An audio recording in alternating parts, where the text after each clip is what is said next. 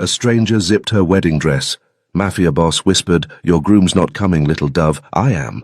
23-year-old Angela Fiore stood in front of the mirror in her wedding dress, unaware of what was about to happen. In 2 minutes, a stranger would zip up her gown and change her life forever.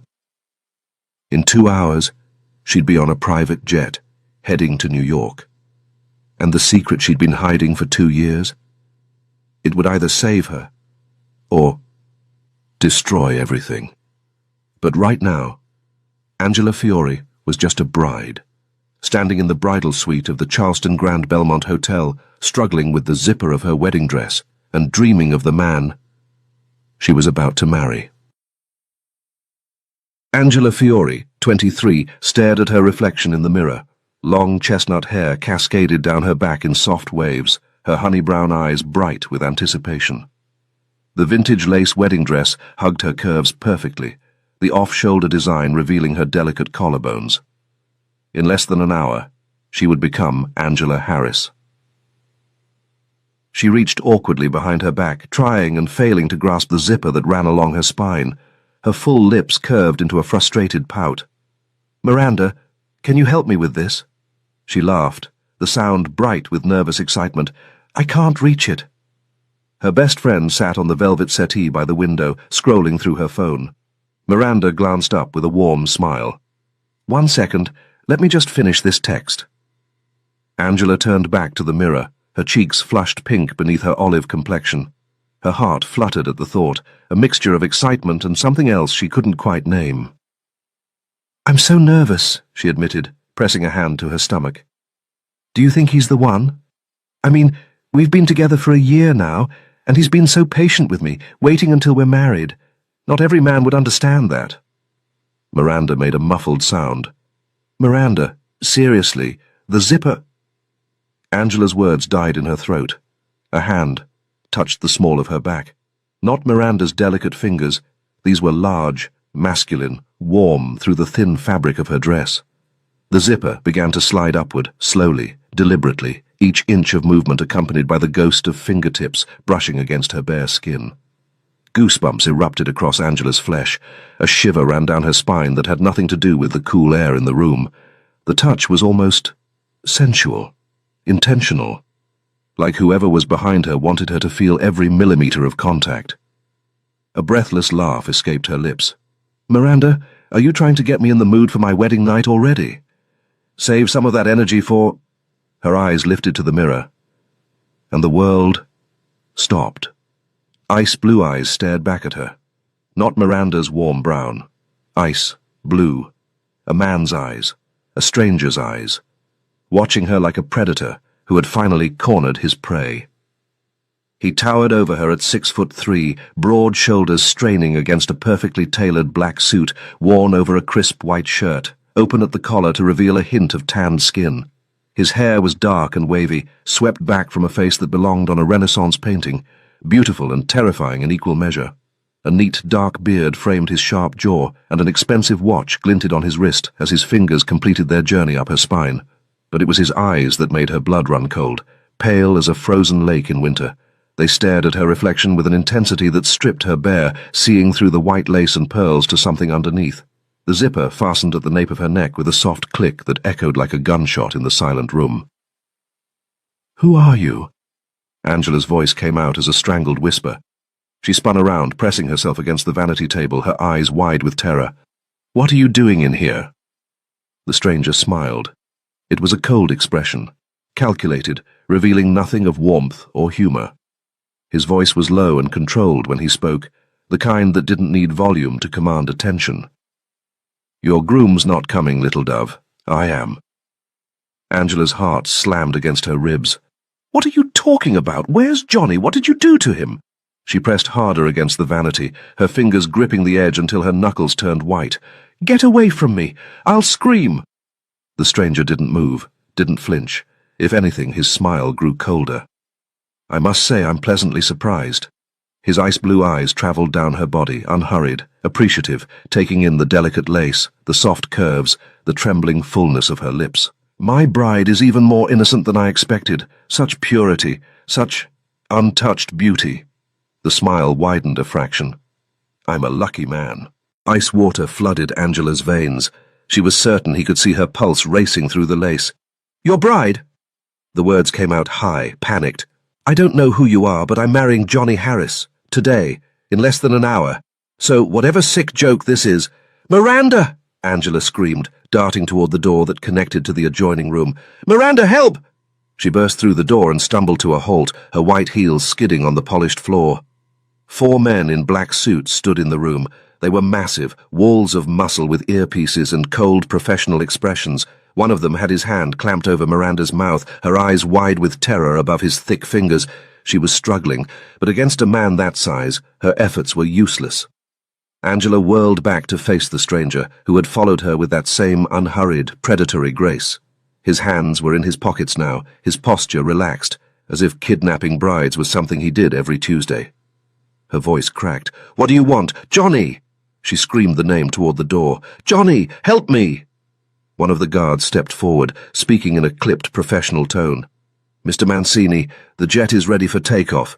We should be at the airfield within 30 minutes. He glanced at Miranda, who was still struggling. Are we taking both of them? The man, Mancini, didn't take his eyes off Angela. Those ice-blue irises studied her the way a collector might examine a new acquisition, cataloguing every detail, every flaw, every possibility. No. His voice was soft, almost gentle. Just the bride. No! Angela lunged for the door, but one of the guards caught her around the waist. She kicked, screamed, her white gown billowing around her like a cloud, her chestnut hair flying wild. Let me go!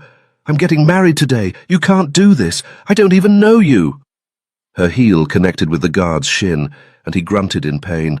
For one glorious moment, his grip loosened. Angela bolted for the door.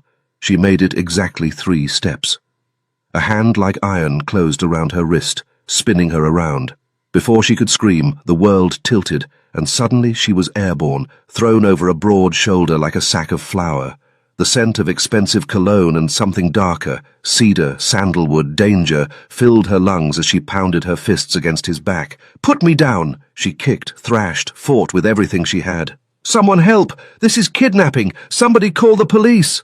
Raphael Mancini walked out of the hotel with the screaming bride over his shoulder, his stride unhurried, his expression bored, as if her protests were nothing more than background noise.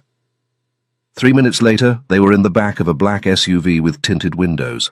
Angela sat pressed against the door, as far from him as the confined space would allow. Her mascara had run in dark rivers down her cheeks, ruining the careful makeup that had taken 2 hours to perfect. Her carefully styled hair was a mess of loose pins and tangled waves. The wedding dress that had taken her 8 months to afford was wrinkled and stained with dirt from the parking lot. Raphael Mancini sat beside her, calm as still water, one ankle crossed over his knee. The overhead light caught the sharp angles of his face, the strong brow, the aristocratic nose, the dark beard that somehow made his blue eyes even more striking. He looked like a man on his way to a business meeting, not someone who had just committed a federal crime in broad daylight. This is actually kidnapping, Angela spat, her voice raw from screaming. Do you understand that? You just took me from my own wedding, in front of witnesses. You're insane. You're a Mafia wannabe psychopath, and when Johnny finds out— Raphael Mancini reached into his jacket pocket and pulled out an envelope. Without a word, he tossed it into her lap. Angela stared at it for a moment, then tore it open with trembling fingers. Photographs spilled out onto her ruined dress.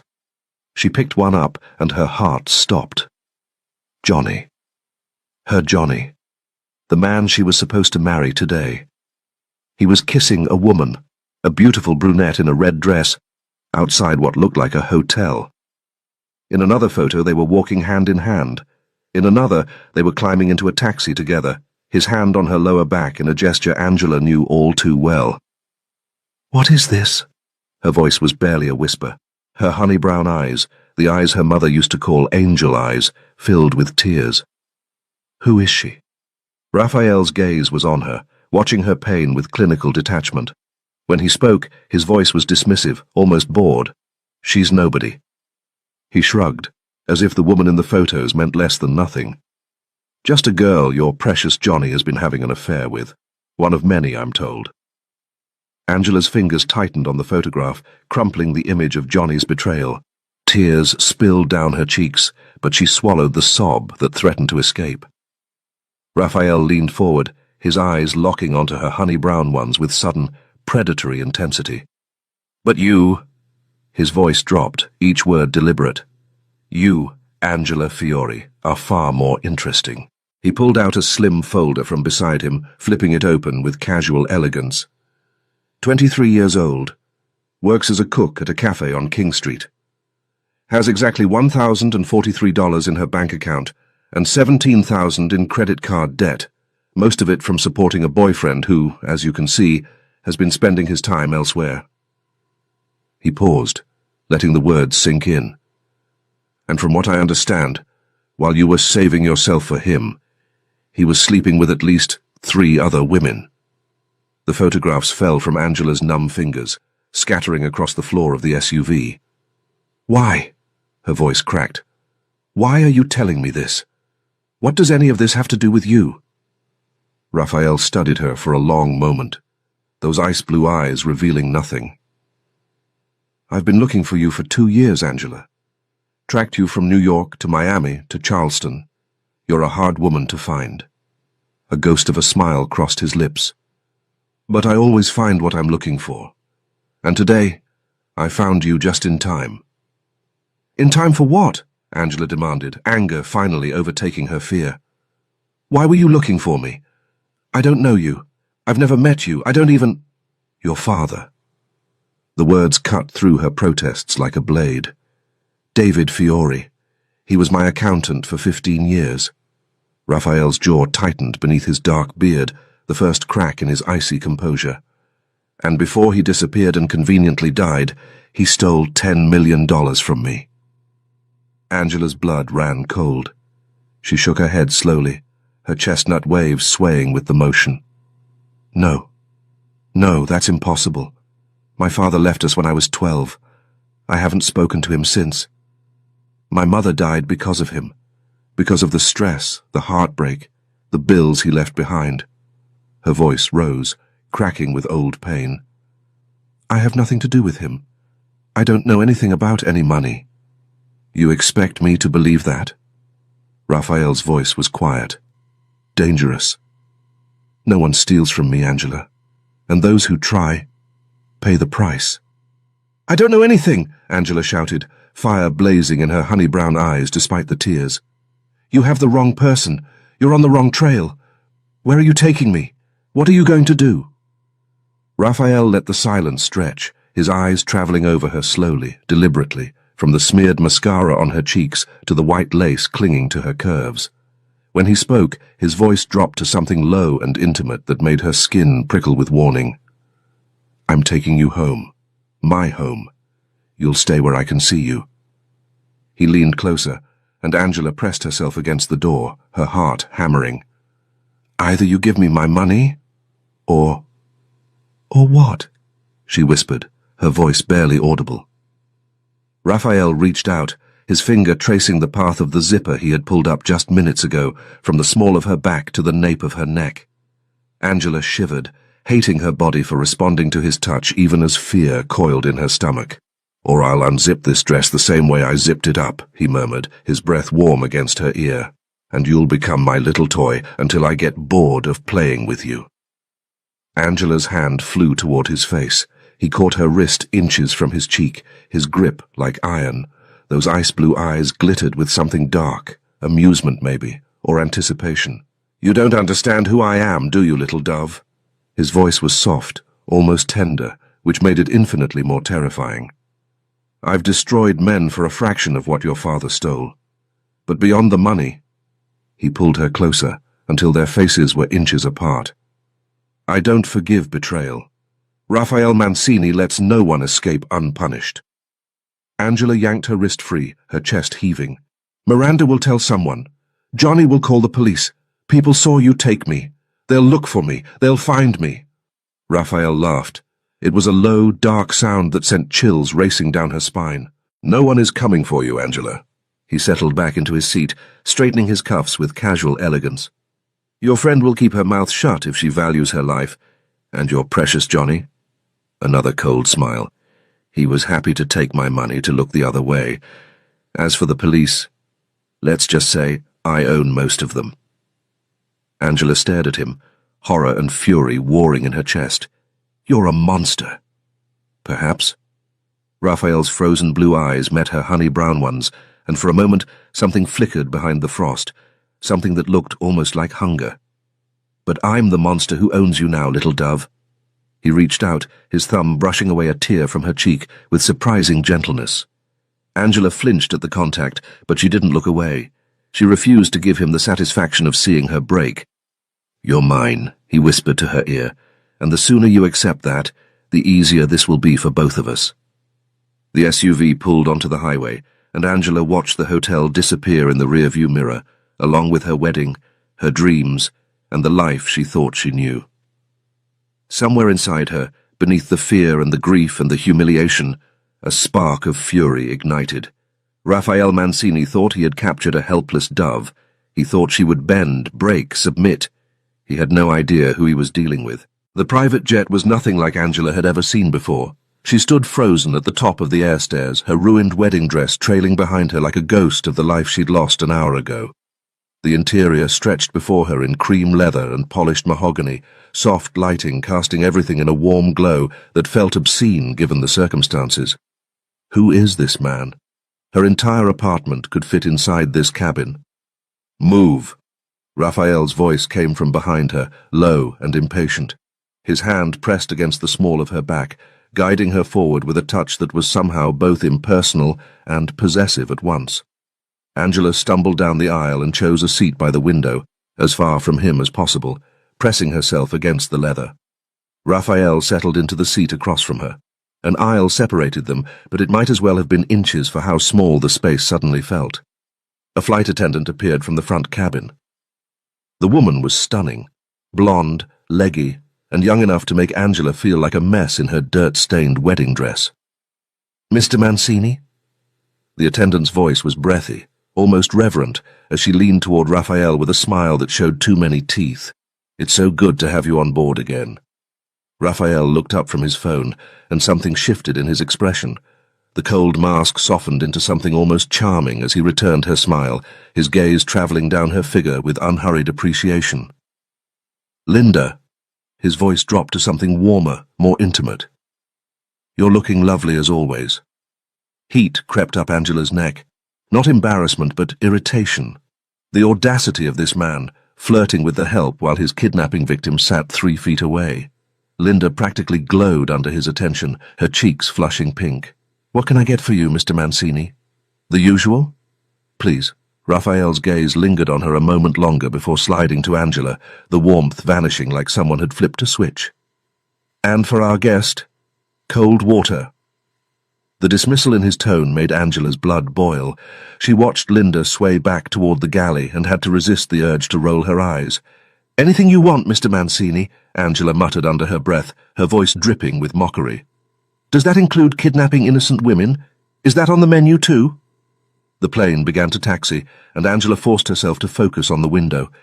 She could feel Raphael's gaze on her, heavy, assessing, like a predator deciding whether its prey was worth the chase. You know, she said, her voice dripping with false sweetness, I have to wonder something. Raphael didn't respond, but she could tell he was listening by the way his fingers stilled on his phone. Do you personally hunt down everyone who steals from you? Angela turned to face him, lifting her chin in defiance, even as her heart hammered against her ribs. Flying around in your private jet, kidnapping people from their weddings, seems inefficient for a man of your resources. Something flickered in those pale eyes. Amusement, maybe, or annoyance. With him, it was impossible to tell. That tongue of yours? His voice was quiet, almost conversational, but there was an edge beneath the silk that made her stomach tighten. It's going to get you in trouble. Angela refused to look away. You didn't answer my question. Raphael studied her for a long moment, his expression unreadable. When he finally spoke, his words were clipped, precise. The answer is no. He set his phone aside, giving her his full attention in a way that made her want to shrink back into her seat. I have people for that. Collecting debts, tracking down thieves, that's what I pay them for. But you—" He cut her off, leaning forward slightly, and Angela felt the air between them thicken. "You, I came for personally." The words hung in the space between them, heavy with implication. Angela's throat went dry, and she hated herself for the way her pulse quickened, not entirely from fear. Linda returned with their drinks, breaking the tension like a bubble popping. She handed Raphael a crystal tumbler of amber liquid, her fingers brushing against his with obvious intention, before setting a glass of ice water on Angela's armrest without so much as a glance. "Will there be anything else, Mr. Mancini?" Linda's voice was honey-sweet, her body angled toward him like a flower seeking sun. Raphael took a slow sip of his drink, his eyes never leaving Angela's face. "That will be all, Linda." The attendant's smile faltered slightly at the dismissal, but she recovered quickly, retreating to the front cabin with one last lingering look. Angela grabbed her water and took a long drink, if only to have something to do with her hands. The ice clinked against the glass, the only sound in the cabin besides the steady hum of the engines. "Take a good look." The words came out before she could stop them, sharp and brittle. "Because tomorrow you won't see me. I'll escape. First chance I get, I'm gone." She expected anger, maybe even violence. What she got instead was worse. Raphael laughed. It was a low, dark sound that seemed to vibrate through her chest, and his smile was the kind that made her think of wolves, all teeth and hunger, and barely contained danger. "Good thing you reminded me." He swirled the whiskey in his glass, watching the liquid catch the light. "I'll be sure to handcuff you to the bed tonight." Angela's face flushed hot, fury and something else she refused to name burning beneath her skin.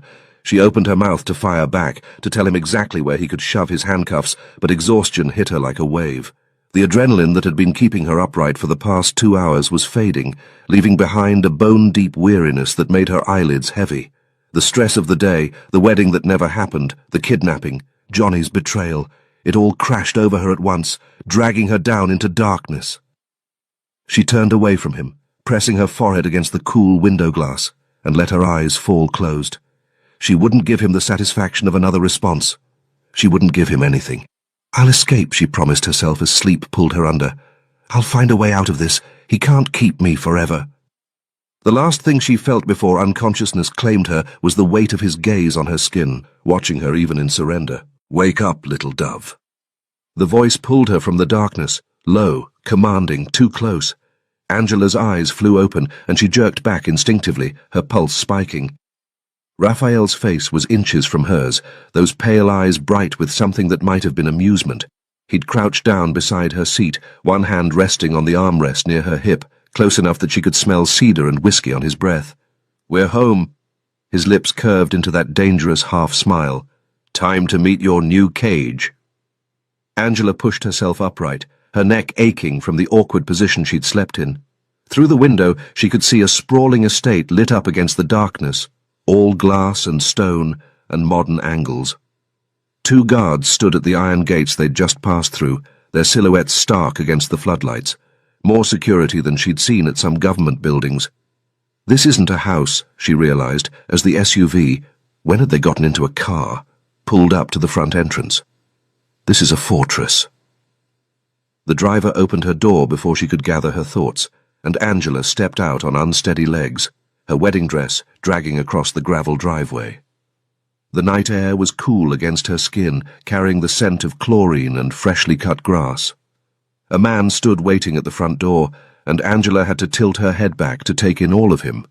He was enormous, easily 6'5", with shoulders like a linebacker and hands that looked capable of crushing skulls.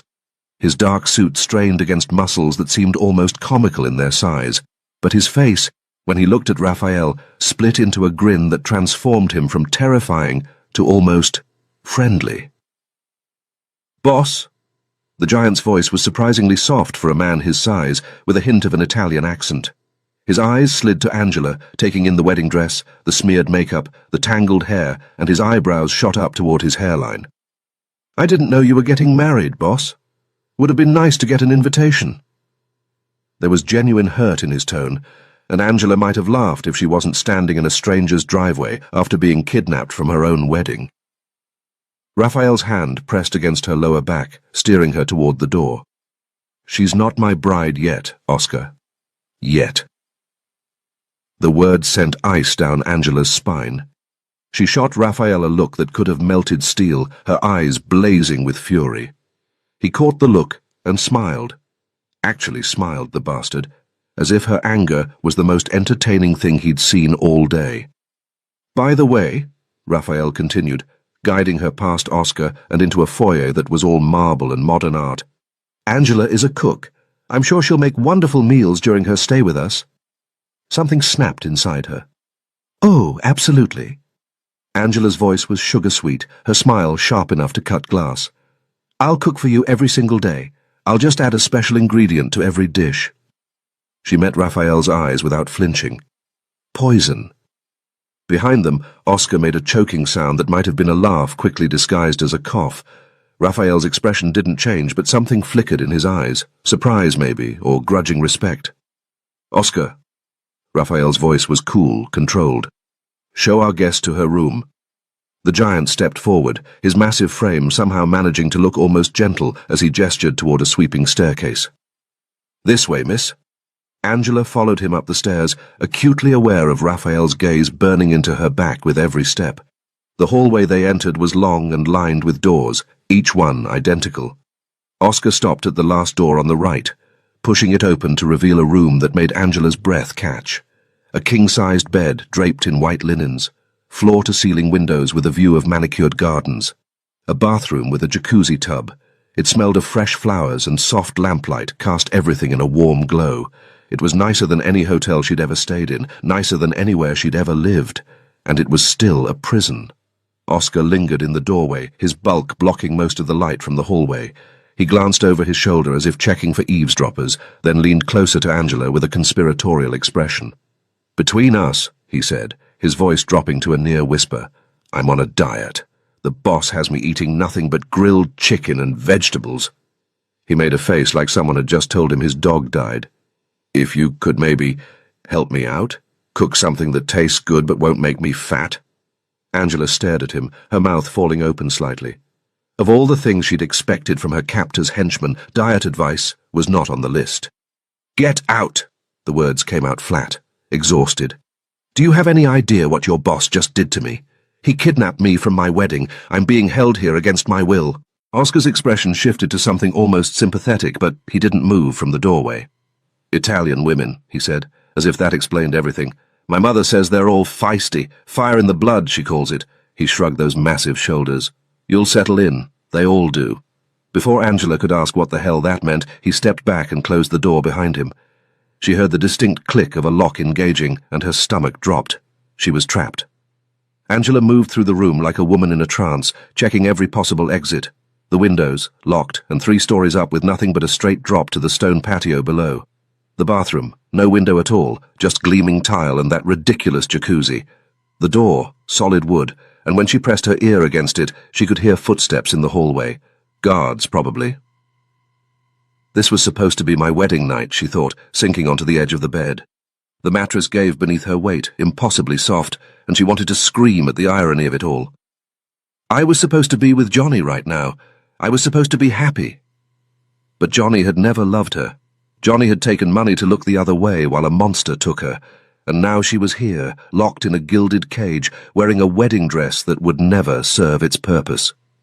Tears burned behind her eyes, but she refused to let them fall. She wouldn't cry, not here, not where he might see. A movement outside the window caught her attention. Angela rose slowly, drawn toward the glass despite herself. The gardens below were lit by soft landscape lighting, revealing a pool that glowed an ethereal blue in the darkness, and there, emerging from the water, was Raphael. She forgot to breathe. He was shirtless, water streaming down a torso that looked carved from marble, broad shoulders, narrow waist, abs that gleamed in the underwater lights. His dark hair was slicked back from his face, emphasizing the sharp angles of his jaw, those dangerous pale eyes. 3 men in suits stood at the pool's edge, clearly waiting for him. Raphael grabbed a towel from a nearby lounger, drying himself with quick, efficient movements as he spoke to them. Angela couldn't hear the words through the glass. but she could see his body language, the set of his shoulders, the commanding gestures, the way the other men practically vibrated with attention. He was giving orders. Even half-naked and dripping wet, he radiated authority like a physical force. "He's beautiful," some traitorous part of her brain whispered, dangerous and cruel and absolutely beautiful. And then, as if he could feel her watching, Raphael looked up. His eyes found her window with unerring precision, and even from 3 stories up, Angela could see the smile that curved his lips, small, knowing, like he'd caught her doing something she shouldn't. Heat flooded her face, hot and immediate and mortifying. She stumbled backward, away from the window, her pulse racing. "Why am I blushing?" Her hands flew to her burning cheeks. "I'm not attracted to him. I can't be. He's a monster. He kidnapped me." But her body didn't seem to care. Her body had seen the water sliding down those muscles, the confident way he moved, the raw power that radiated from every inch of him, and it had responded in ways that made her want to crawl out of her own skin. Angela sank onto the bed, burying her face in her hands. "Get it together," she told herself fiercely. "He's the enemy." But as she lay back on the too-soft bed, staring up at the ceiling of her beautiful prison, she couldn't shake the image of him from her mind, those cold eyes finding her in the darkness, that knowing smile. Like he knew exactly what she was thinking.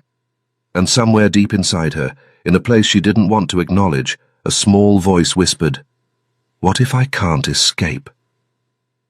Angela squeezed her eyes shut, pushing the thought away. She would escape. She had to. Because the alternative was unthinkable, wasn't it? 3 hours. Angela had been pounding on this door for 3 hours straight. Her fists ached, her throat was raw from screaming, and her knuckles had turned an angry shade of red. "Let me out!" She slammed her palm against the wood. "You can't keep me locked up like an animal!"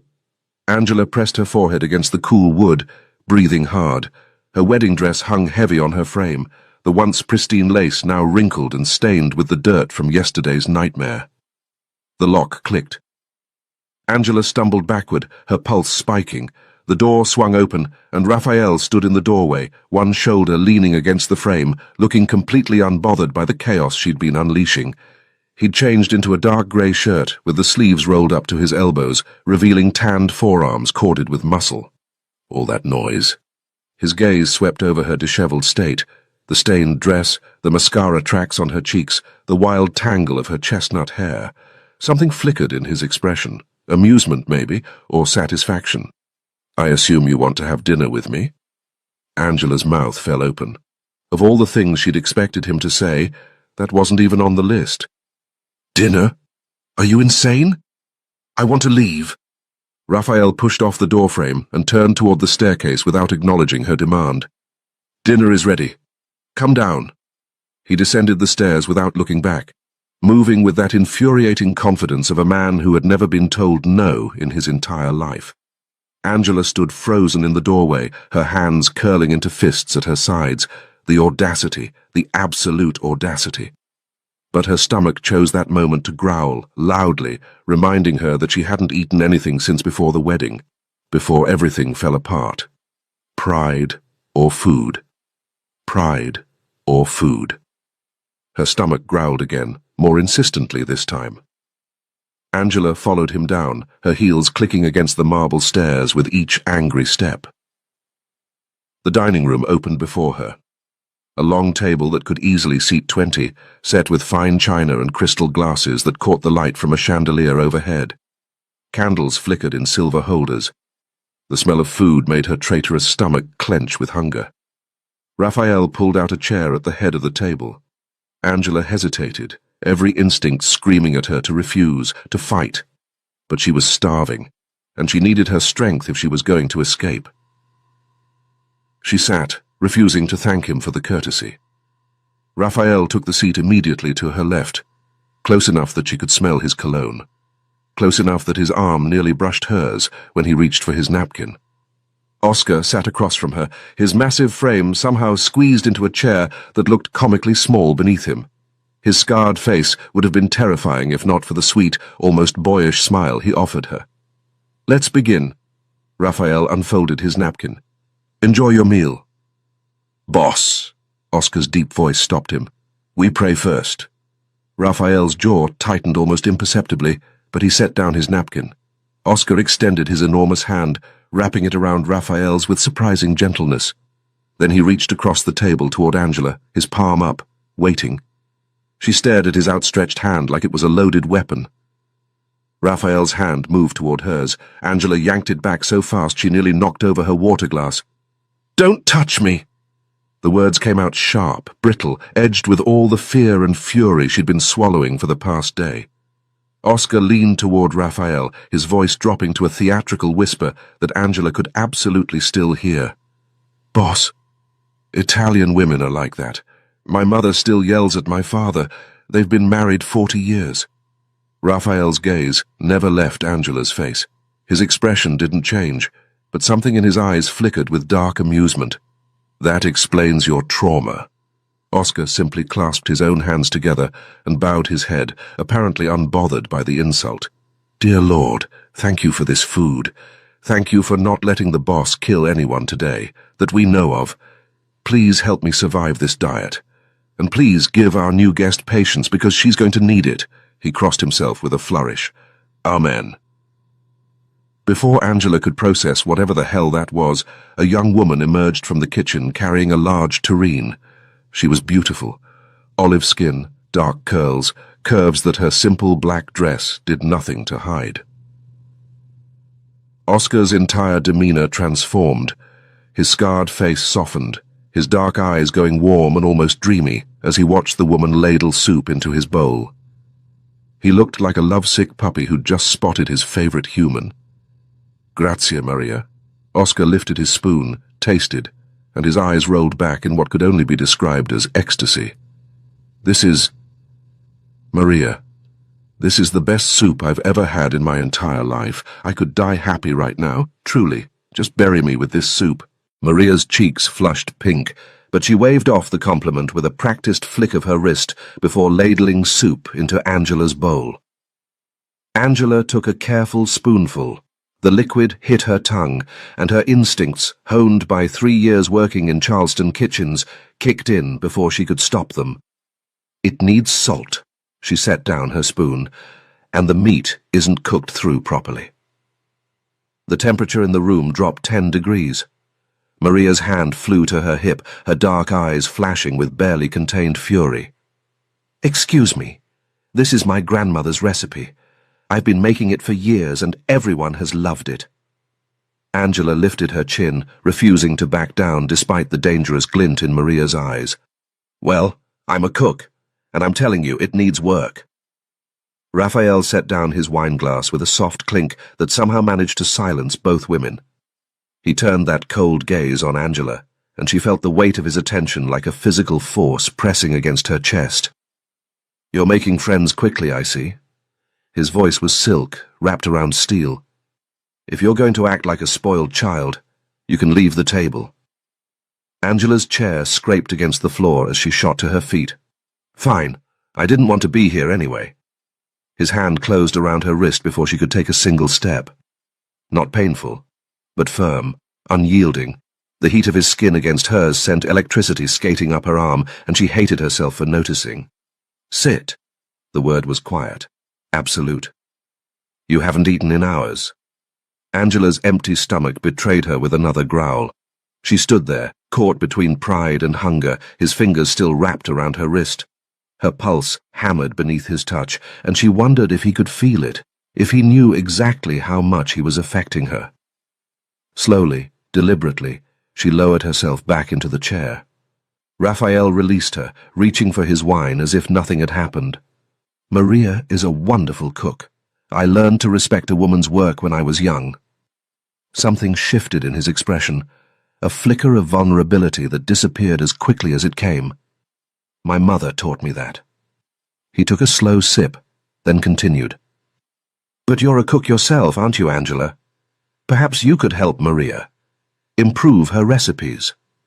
Maria made a sound of pure outrage, slamming the ladle back into the tureen. "Improve? My recipes don't need—" "That will be all, Maria." The dismissal was gentle but final. Maria shot Angela a look that promised future retribution, the kind of look that said, "I will put something terrible in your food," then stormed back into the kitchen, her curls bouncing with every furious step. Oscar leaned toward Angela, his voice dropping to a conspiratorial whisper. "Maria really does cook well. She just—" He glanced toward the kitchen with that lovesick expression. "She needs encouragement, you know." Angela ignored him, turning to face Raphael directly. Her eyes blazed with defiance. "How long do you think you can keep me here?" Raphael lifted his wineglass, swirling the dark liquid with lazy elegance.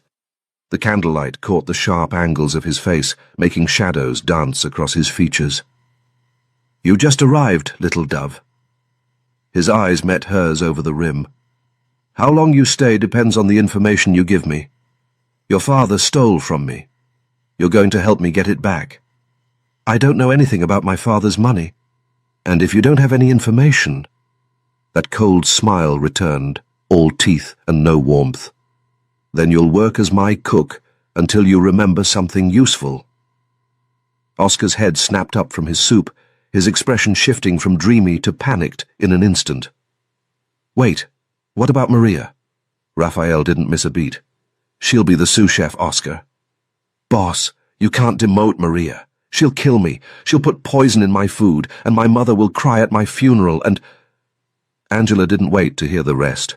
She pushed back from the table and strode toward the stairs, her dress trailing behind her. She could feel Raphael's gaze burning into her back with every step, but she refused to look back. "I have to get out of here. I have to find a way to escape." The bedroom door was unlocked. Angela slammed it behind her and stood in the center of the room, breathing hard. Her reflection caught her eye in the mirror. She looked like a nightmare, mascara smeared down her cheeks, her once beautiful chestnut waves now a tangled mess. And this dress, this stupid, cursed wedding dress. A pile of clothes sat folded on the bed. Someone had put them there while she was at dinner. Angela reached behind her back, fumbling for the zipper. Her fingers found the tab, but when she pulled, it didn't budge. She tugged harder, twisting awkwardly. Nothing. "Come on," she muttered through gritted teeth. "Come on, you stupid—" The zipper was stuck, completely stuck. Angela let out a sound of pure frustration, her hands shaking with exhaustion and rage. She was trapped in this dress, trapped in this house. The air shifted behind her. Cedar, and something darker. She spun around, heart racing. Raphael stood inches away, having entered so silently she hadn't heard the door open. His gaze was fixed on her with an intensity that made her forget to breathe. Before she could speak, his hands gripped her waist and pulled her back against his chest. "Hold still." His breath was warm against her ear, his voice dropping to something low and dangerous. Angela's body went rigid, every nerve ending screaming alarm. She felt his fingers find the zipper, felt him work it free with a single smooth motion. The wedding dress loosened around her body, the fabric sliding down her shoulders, pooling at her feet in a heap of white lace. Cool air hit her bare back. Angela's arms flew up to cover her chest, clutching herself as if she could somehow become smaller, invisible. Raphael didn't step back. "I pulled this zipper up." His voice was silk and sin. "Now I'm pulling it down." She could feel his smile against her hair. "Quite meaningful, don't you think?" Before she could respond, his hands gripped her shoulders and spun her around to face him. Angela stumbled, her arms still crossed protectively over her chest, and found herself staring up into those pale, piercing eyes. His expression was hard, unreadable, but his gaze burned with something that made her skin flush hot. Raphael leaned closer, his lips brushing the shell of her ear. "Be a good girl, Angela." The words sent shivers racing down her spine. "I've tried to be civil with you. Believe me, you don't want to meet the other side of me." His hand came up, and she flinched, expecting pain, but he didn't strike. Instead, his finger traced along her jaw, slow and deliberate, mapping the curve of her face. Angela's breath hitched, her pulse so loud she was certain he could hear it. "You're in my house now." His thumb brushed across her lower lip, feather light, devastating. "You owe me your father's debt. You know what you need to do to be free." He pulled back slightly, studying her face. "Now sleep. I expect you on your best behavior tomorrow." Raphael walked toward the door, but before closing it, he paused, turned. Angela stood frozen in the middle of the room, arms still pressed against her chest, her skin flushed pink, her breathing uneven. The wedding dress lay crumpled at her feet. His gaze traveled over her slowly, deliberately. A ghost of a smile curved his lips. Then he closed the door. The lock clicked into place. Angela released a breath she didn't know she'd been holding.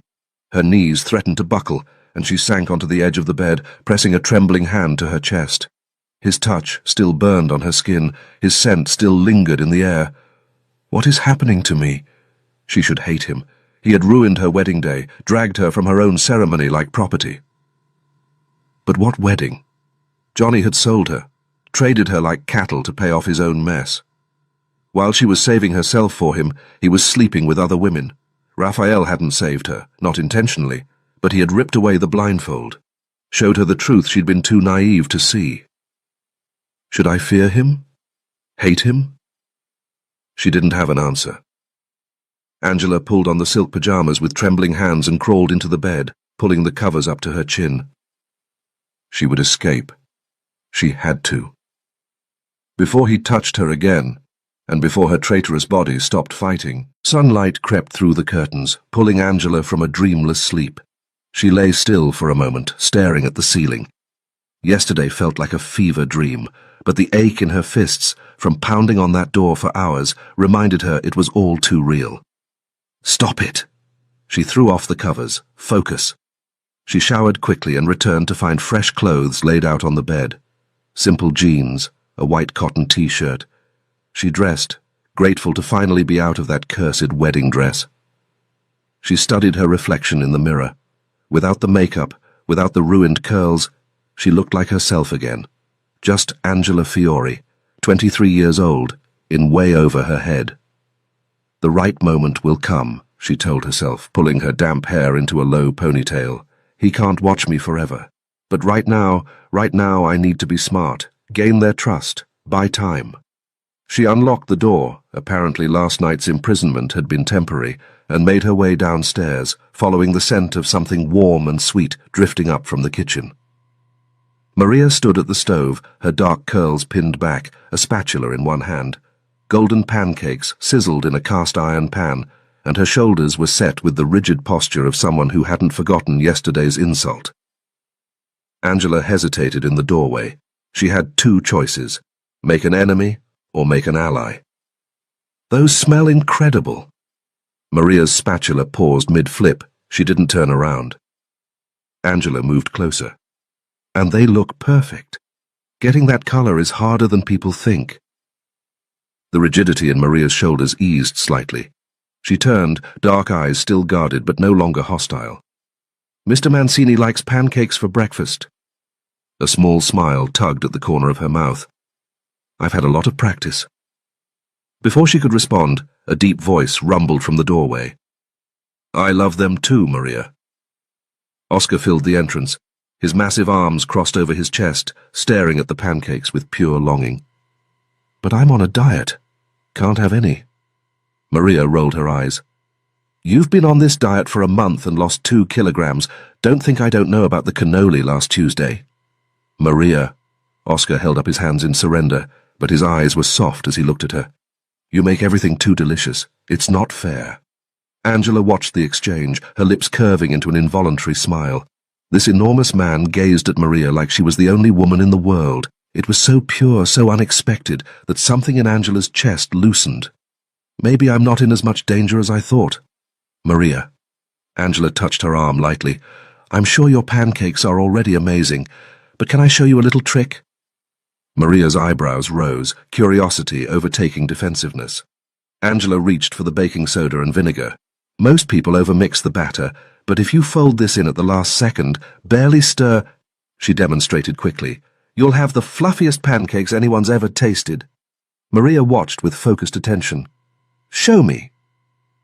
They worked together, Angela demonstrating while Maria absorbed every detail. When the first batch came off the griddle, they were impossibly light, golden pillows that seemed to float on the plate. Now, Angela arranged fresh berries on top. Presentation. People eat with their eyes first. Maria stepped back to admire the result. These look like they belong in a magazine. The sound of footsteps silenced them both.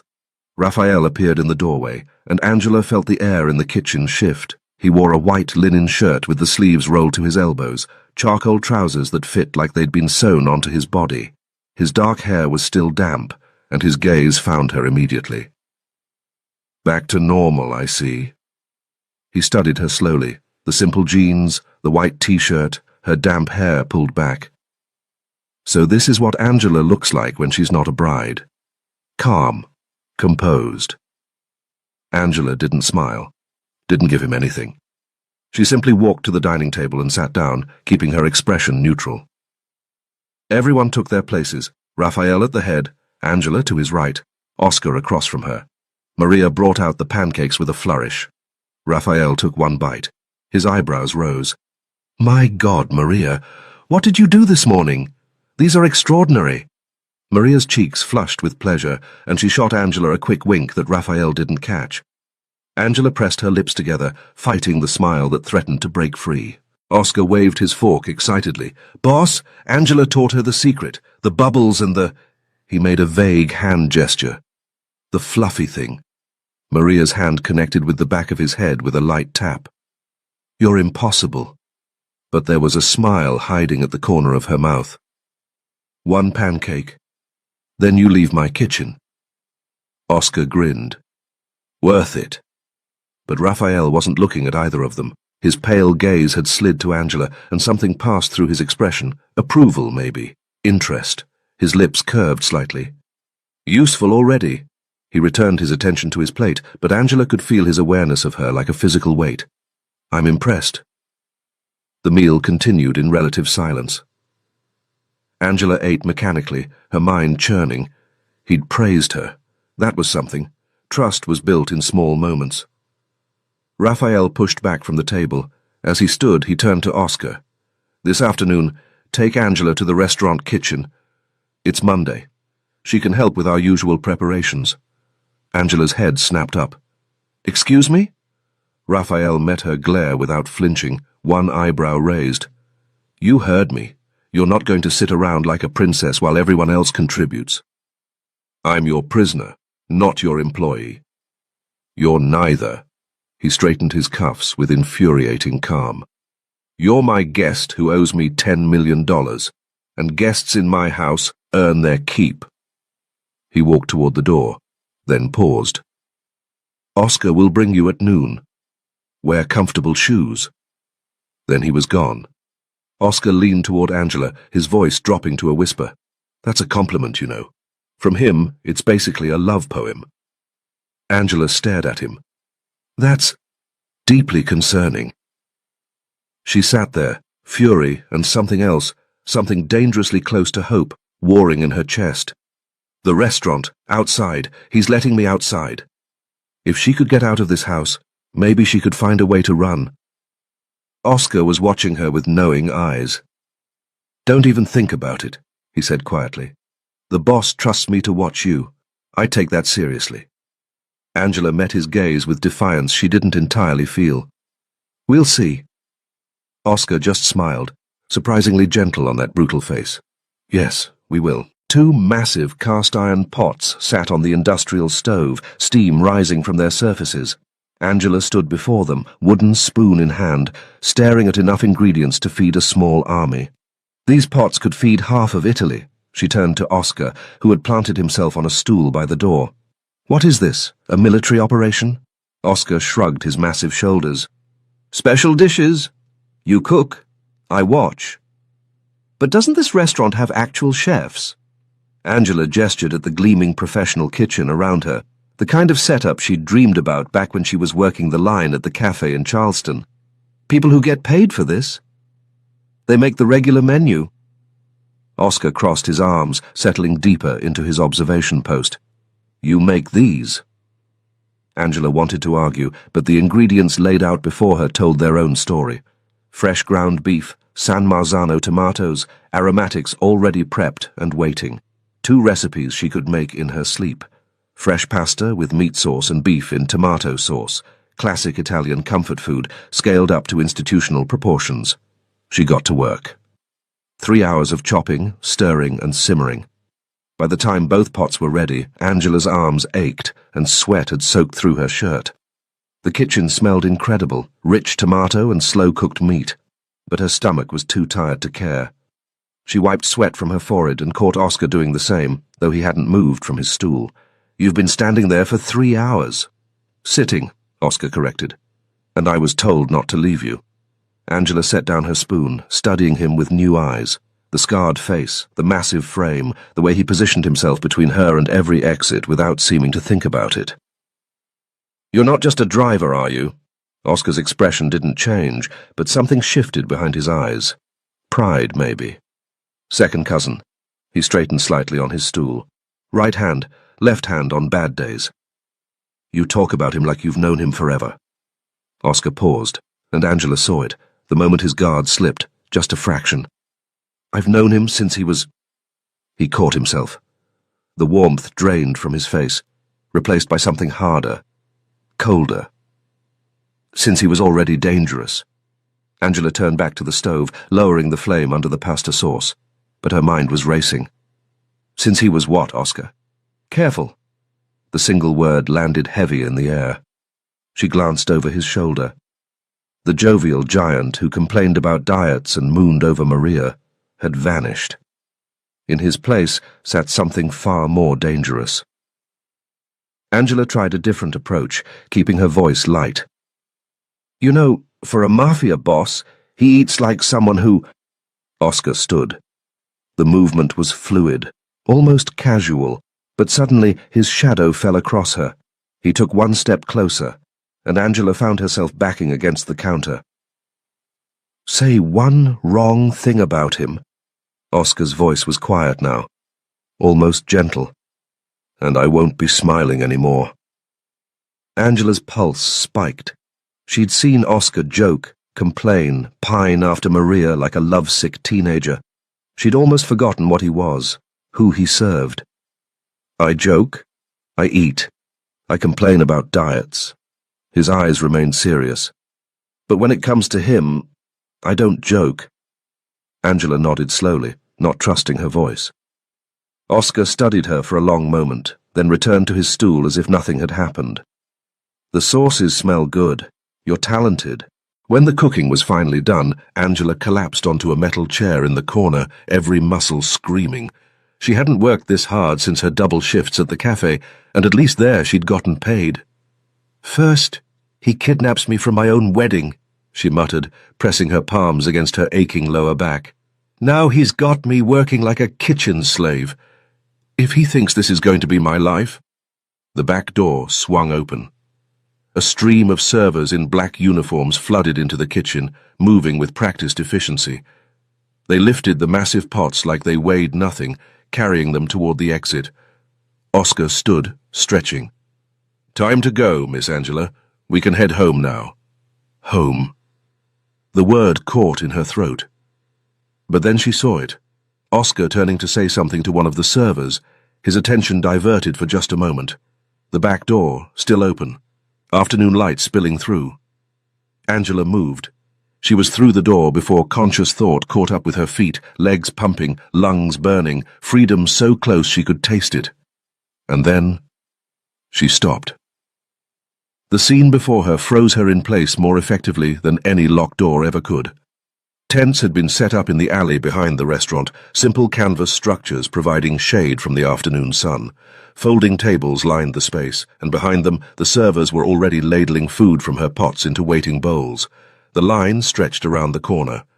Elderly women in worn house dresses, men with weathered faces and calloused hands, children clinging to their mothers' skirts, eyes fixed on the steaming food with naked hunger. Did I cook for them? Angela stood rooted to the spot, watching an old woman accept a bowl of her pasta with trembling hands. The woman's eyes closed as she took the first bite, and something like peace washed over her lined face. I cooked for people who needed it. Heavy footsteps behind her.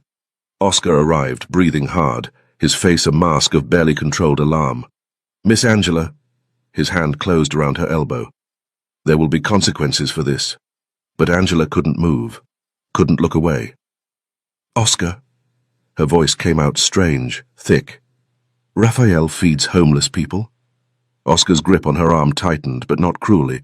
He was already steering her toward the waiting car. We're leaving, Miss Angela. His voice was firm. The boss will be home soon. He won't be happy if you're not there. Angela let herself be guided into the black SUV, her legs moving on autopilot. Through the tinted window, she watched the last of the line shuffle forward, watched a young mother break off a piece of bread for her toddler. The car pulled away, and Angela pressed her forehead against the cool glass. Is he a good man wearing a monster's mask, or a monster who sometimes forgets to be cruel? The city blurred past outside, and she had no answers, only more questions, and a growing fear that the answer might change everything. Angela stepped through the front door, her legs still shaky from what she'd witnessed. Another time, she told herself, the right moment will come. But the image of those hungry faces haunted her. The elderly woman with trembling hands, the children watching the food like it was salvation itself. She'd been ready to run, and instead she'd frozen in place like her feet had grown roots. She needed to call someone. Miranda, her roommate, or the cafe. Someone had to be wondering where she'd disappeared to. But her phone was gone, confiscated along with everything else from her old life. Maria was in the kitchen, chopping vegetables with practiced efficiency. Angela approached carefully. Maria, could I maybe borrow your phone? Just for 10 seconds. I need to... Maria's knife paused mid-chop. She looked up, one dark eyebrow arching toward her hairline. Miss Angela. Her voice was kind but firm. We all know you're a captive guest here. You're asking me to risk my job, and possibly my neck, for a phone call that will absolutely be reported to the boss. She returned to her vegetables. The answer is no. Angela opened her mouth to argue, then closed it. Pushing wouldn't help. Not yet. She wandered into the garden instead, letting the late afternoon sun warm her face. The grounds were beautiful. Manicured hedges, a stone fountain. A cage was still a cage, but at least this one had a nice view. The sound of car doors made her turn. Raphael strode through the main entrance, 4 men in dark suits flanking him like shadows. His voice carried across the foyer, sharp, commanding, the tone of someone accustomed to absolute obedience.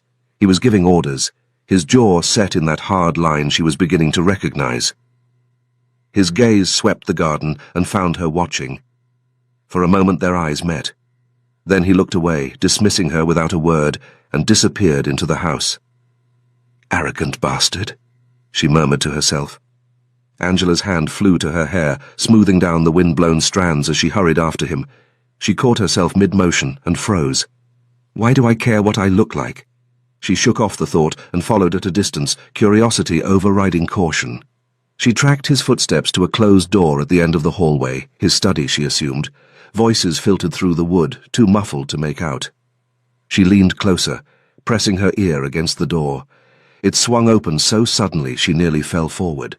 Raphael stood in the doorway, the 4 men filing past him with murmured goodbyes. His gaze locked onto hers, and before she could step back, his hand closed around her wrist. He pulled her into the study, kicking the door shut behind them. Listening at doors now? His grip was firm but not painful.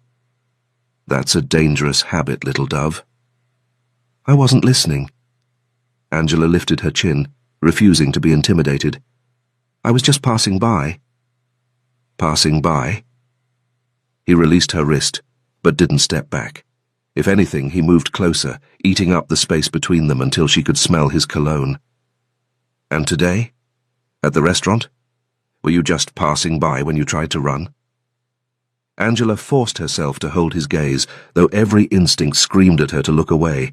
Those pale eyes seemed to see straight through her. Why didn't you tell me? The words came out harder than she intended. That I was cooking for hungry people. You could have said something. I would have thought... She swallowed. I would have thought less that you're a monster. Something crossed his face, gone before she could name it. Charity isn't a performance. His voice was flat, final. You did your job. The rest doesn't concern you.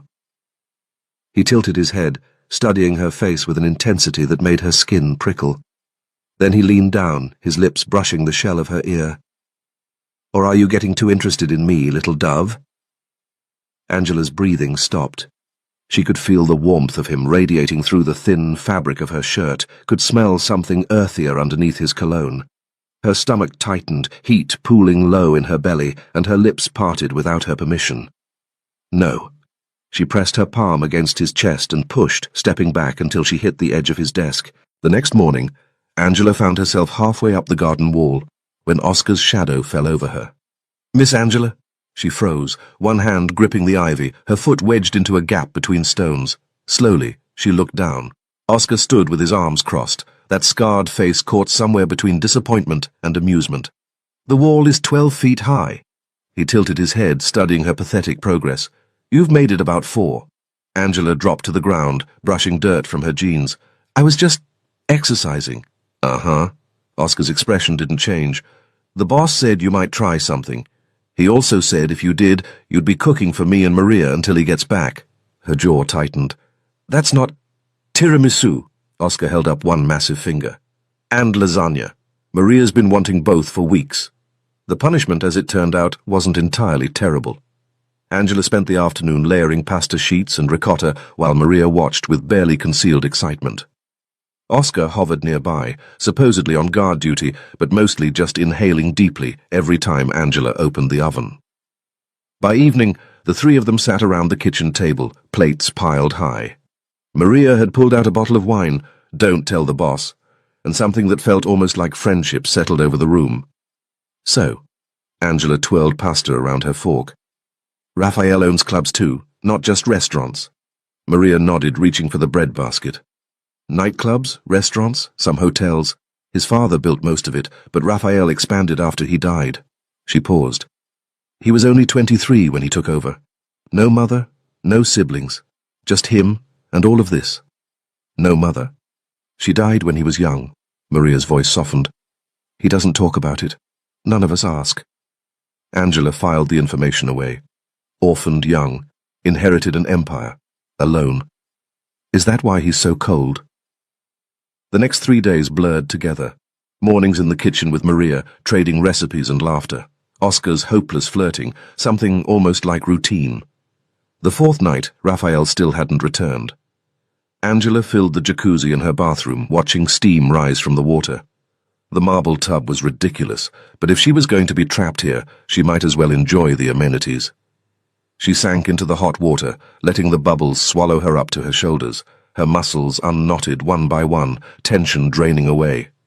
"This isn't so bad," she thought, closing her eyes. "If I have to be a prisoner, at least it's a comfortable prison." But the moment her eyes closed, he was there. Pale eyes, sharp jaw, that infuriating hint of a smile that made her want to slap him and kiss him in equal measure. Raphael. Angela's eyes snapped open, and she pressed wet hands to her flushed cheeks. What is wrong with me? A week ago, she'd been about to marry Johnny. A week ago, she'd thought she knew what her future looked like. A small apartment, maybe kids someday. A man who loved her. All of it had been a lie. Comfortable?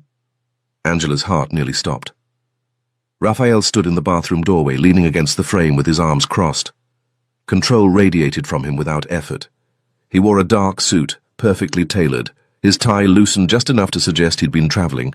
His gaze swept over her, what he could see beneath the bubbles, with lazy appreciation. "What are you doing here?" Angela sank lower into the water, arms crossing over her chest beneath the foam. "Get out!" "I just arrived home." He didn't move. In his hand she noticed a garment bag. He watched her like someone used to deciding outcomes. "Did you miss me, little dove?" Angela's jaw tightened. "I was hoping you'd never come back." His lips curved slightly, the same expression that made her stomach flip in ways she refused to acknowledge. "Get dressed." He walked past her to the bedroom, laying the garment bag on the bed along with a shoebox. "We're going out." He checked his watch. "You have 30 minutes.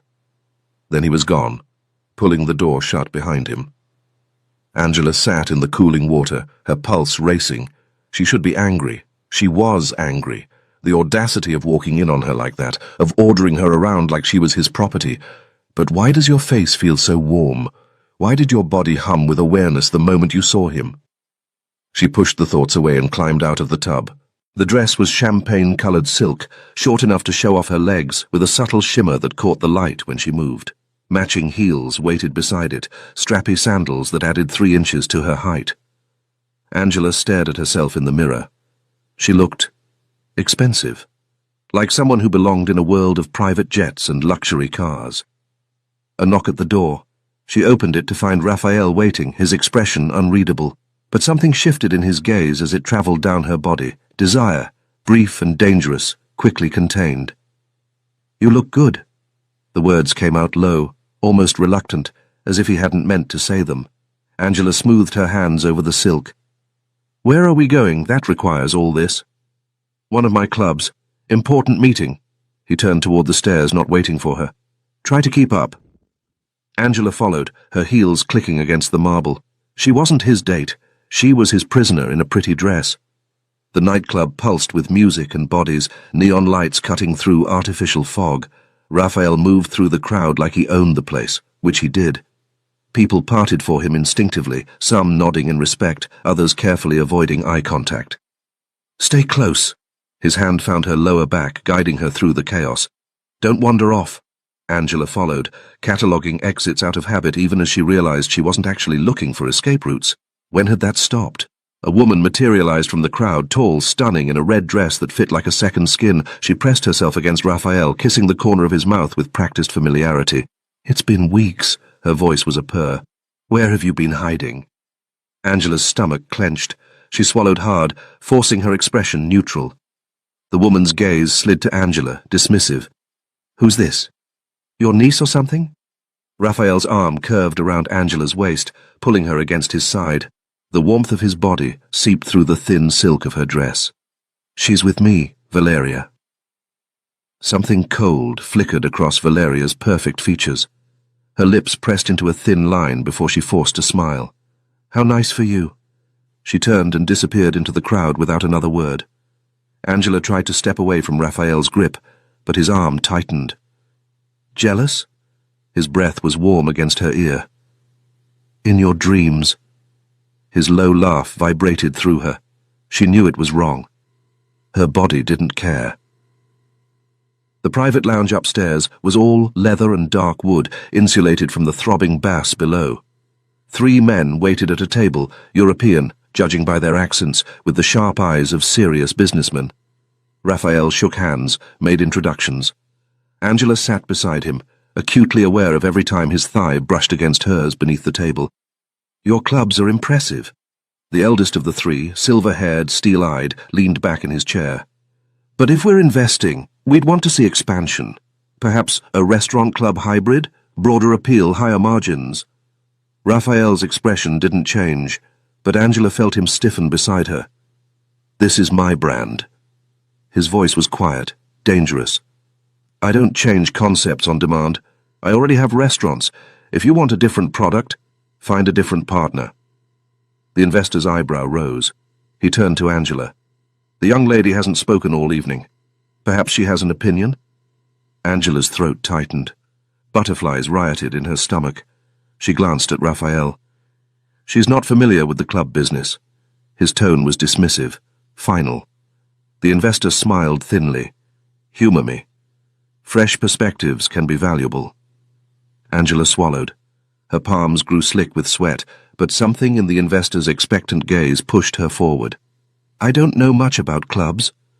She heard her own voice, steadier than she felt. "But I know people." She paused, gathering her thoughts. Raphael watched her like a choice. People consume fast these days. They don't want to eat dinner and then wait for the same place to turn into a club. She hesitated, afraid she was overstepping. They want separate experiences. Good food in one place, nightlife somewhere else. The investor leaned forward slightly. Angela took it as permission to continue. "Your customers are probably 20s to 40? That age group is impatient. They don't want everything bundled." Her voice wavered slightly. If this is a club, maybe it should just be a club, but with a clear identity. Are you for people who want to disappear into a crowd, or for regulars who want familiar faces after dinner? She stopped, suddenly aware of how much she'd said. Heat crept up her neck. Try to be both, she finished quietly, and you end up being neither. But if you narrow it down, people stay loyal, and loyalty means the brand lasts. Silence filled the lounge. Monday morning found Angela in the restaurant kitchen again, but this time with a different task. The pastry chef had called in sick, and the dining room needed desserts for tonight's service. Show me what you can do, the head chef had said, gesturing at the ingredients. Something special. Angela's fingers twitched with anticipation. Finally, a real challenge. She worked in focused silence, building layers in individual glass cups. The bottom layer was bitter chocolate mixed with a hint of espresso, dark, intense, with just enough edge to make the tongue pause. The middle was rose-infused cream, delicate but not cloying, sweet enough to soothe but not enough to overwhelm. And on top, a paper-thin caramelized shell, golden and fragile, the kind that would shatter at the slightest pressure. Oscar watched from his usual post by the door, massive arms crossed. When Angela finished the last cup, he leaned forward, squinting at the layers like they contained state secrets. Beautiful. Dangerous. Complicated. He nodded slowly. Reminds me of Maria. Angela bit back a smile. It's called The Woman in Love. Oscar's eyebrows shot up, that scarred face lighting up like a kid who'd solved a puzzle. So I was right. It is about Maria. It's not about... Angela shook her head. Never mind. Why do you think it has that name? She set down her spatula, studying her creation. Because it looks strong on the surface, but the most fragile part is hidden inside. Oscar was quiet for a moment. Then he shrugged and reached for one of the finished cups. Don't even think about it. Angela swatted his hand away. These are for paying customers. In the back office, Raphael was reviewing contracts when Oscar slipped through the door. Boss? The big man's voice held an unusual note of excitement. That new dessert Angela made. Customers are going crazy, asking for seconds, thirds. One guy tried to buy the whole batch. Raphael didn't look up from his papers. And? It's called The Woman in Love. Oscar paused, clearly waiting for a reaction. She said it's because it looks strong on the outside, but the most fragile part is hidden inside. Raphael's pen stopped moving. For a long moment, he stared at the contract without seeing it. Then slowly, the corner of his mouth curved upward. Not his usual smirk, something softer, almost thoughtful. Interesting name. Oscar waited for more. Nothing came. Raphael returned to his paperwork as if the conversation had never happened. But as Oscar left, he could have sworn the boss was still smiling. Angela knew nothing of this exchange. The back office door was half open when Angela passed it an hour later. She'd been looking for Oscar. He'd vanished again, probably raiding the walk-in freezer, and had wandered too far into the administrative wing. She didn't mean to stop, didn't mean to look, but the voices made her freeze. Raphael sat behind a heavy desk, two men standing before him, rigid, waiting. The air in the room felt thick, dangerous, charged with something Angela couldn't name. You used my name. Raphael's voice was quiet, almost soft. He didn't raise his voice. He never needed to. Made promises I didn't authorize. The man on the left, younger, sweating, shook his head frantically. Mr. Mancini, I swear, I was just trying to... Raphael lifted one hand. The man fell silent instantly. You were trying to profit from my reputation without my permission. No raised voice, no threats, just fact, stated with the kind of certainty that made the air feel thin. Raphael lifted one finger, a small gesture, almost lazy. Two more men appeared from somewhere behind Angela. She hadn't even heard them approach. They flanked the sweating man, gripping his arms. Wait. The man's voice cracked. Please, I can explain. Raphael didn't blink. Take him. 3 words. That was all. The men dragged him out through a side door. No violence, no screaming. Just gone, like he'd never existed. Ice water flooded Angela's veins. Her stomach dropped, and she pressed her hand against the wall to steady herself. Her fingertips went numb, tingling with adrenaline she couldn't burn. Her legs had turned to stone, refusing to carry her away, even as every instinct screamed, "Run!" The remaining man bowed his head and slipped out. The office emptied. And then Raphael looked up. Their eyes met through the half-open door. Angela's breathing stopped. She should move, should pretend she'd seen nothing, should... Raphael rose from his chair, crossing the room in 3 slow strides. He pulled the door fully open, his gaze never leaving her face. "You shouldn't have been here." The words were flat, emotionless. Angela couldn't tell if it was a statement or a threat. She swallowed hard, her throat dry as sand. "But I was." Something crossed his features. Surprise, maybe, or respect.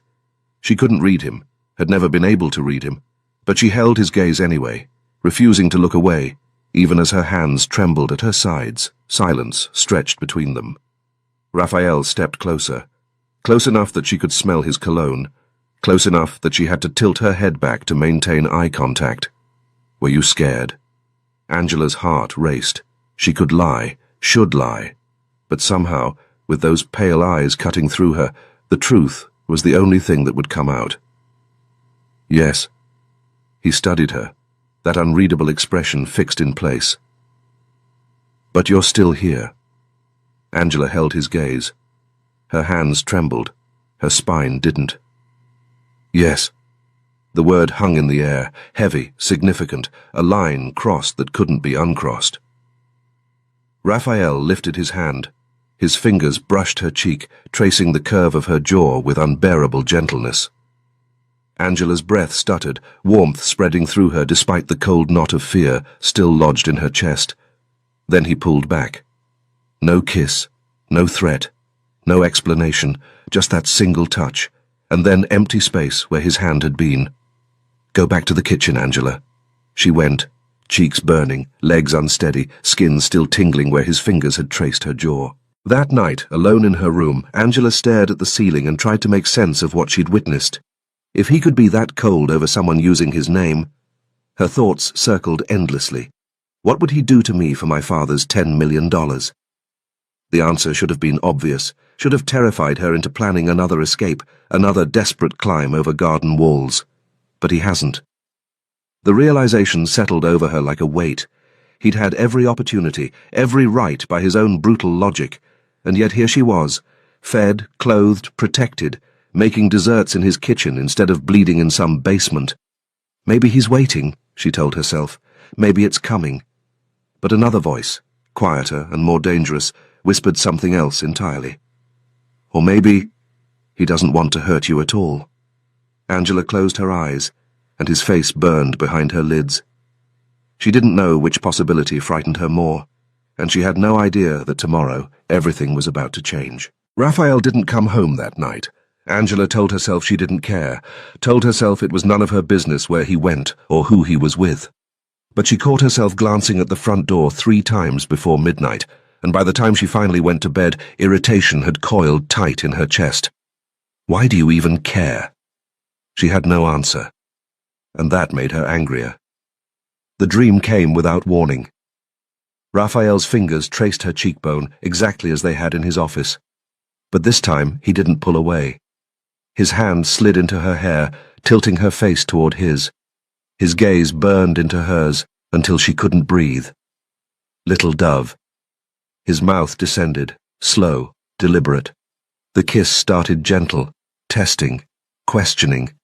But when she gasped against his lips, something in him snapped. He deepened the pressure, his other hand gripping her waist, pulling her flush against him until she could feel his heartbeat through his shirt. She moaned his name. Raphael. Angela's eyes flew open. Morning light flooded the room. Her heart raced, her skin damp, her lips tingling with the ghost of a kiss that had never happened. And Raphael Mancini stood at the foot of her bed. "Good morning." Her blood went cold. She yanked the blanket up to her chin, heat flooding her face. "You can't just—" Her voice came out strangled. "A woman's room. You don't just walk in like—" That faint curve of his lips appeared, almost imperceptible, but definitely there. Oh, God. Her stomach clenched. Did I say something? In my sleep? Did I moan his name out loud? She couldn't tell from his expression. His face gave nothing away, as always. Get dressed. He turned toward the door. We leave in an hour. The jet is waiting. Angela blinked, still clutching the blanket. What? Where are we going? Raphael paused at the threshold, glanced back over his shoulder. Monaco. The door closed behind him. Angela sat frozen for a full 10 seconds before her brain caught up. Monaco? Never imagined she'd see anything beyond Charleston. Monaco. Her heart was still racing, but she wasn't sure if it was fear or excitement anymore. 1 hour later, Angela stood in the entrance hall with a small backpack slung over her shoulder. 2 leather suitcases waited by the door. Oscar leaned against the wall, arms crossed, watching Raphael give last-minute instructions to one of the guards. How many days are we gone? Angela asked, eyeing the luggage. 2 nights. Raphael checked his watch. The investors you met at the club were impressed, so you'll be accompanying me this time. He glanced at Oscar. Not him. Oscar pressed a hand to his heart, wounded. Boss, am I being put out to pasture here? Raphael's expression didn't change. You're staying to oversee the restaurant. Oscar's shoulders sagged dramatically. Sure. Restaurant, right. While you're drinking champagne in Monaco with a beautiful woman. No big deal. I'm fine. Angela bit back a smile. She nodded toward the suitcases. All this for 2 days? Raphael picked up the smaller of the 2, held it out to her. This one's yours. Clothes, accessories, and whatever beauty products women consider essential. Angela stared at it. The leather was buttery soft, probably worth more than her entire wardrobe. You packed for me? I planned ahead. He opened the front door, gesturing for her to walk through. I always do. The jet was exactly as she remembered, all cream leather and polished wood, but the memory it triggered was different now. 3 weeks ago, I was on this same plane, terrified and heartbroken. She'd been dragged from her wedding, sold by the man she thought loved her, flying toward a stranger who might kill her. Now, I'm going to Monaco, and I'm excited. The realization unsettled her. How had everything shifted so fast? Raphael settled into the seat across from hers after takeoff, a glass of whiskey in hand. His white linen shirt was unbuttoned at the collar, sleeves rolled to his forearms, dark trousers, no tie. He looks like a magazine cover, Angela thought, then immediately wished she hadn't. She glanced down at her own outfit, ponytail, Converse, jeans. Next to him, she probably looked like a teenager visiting her rich uncle.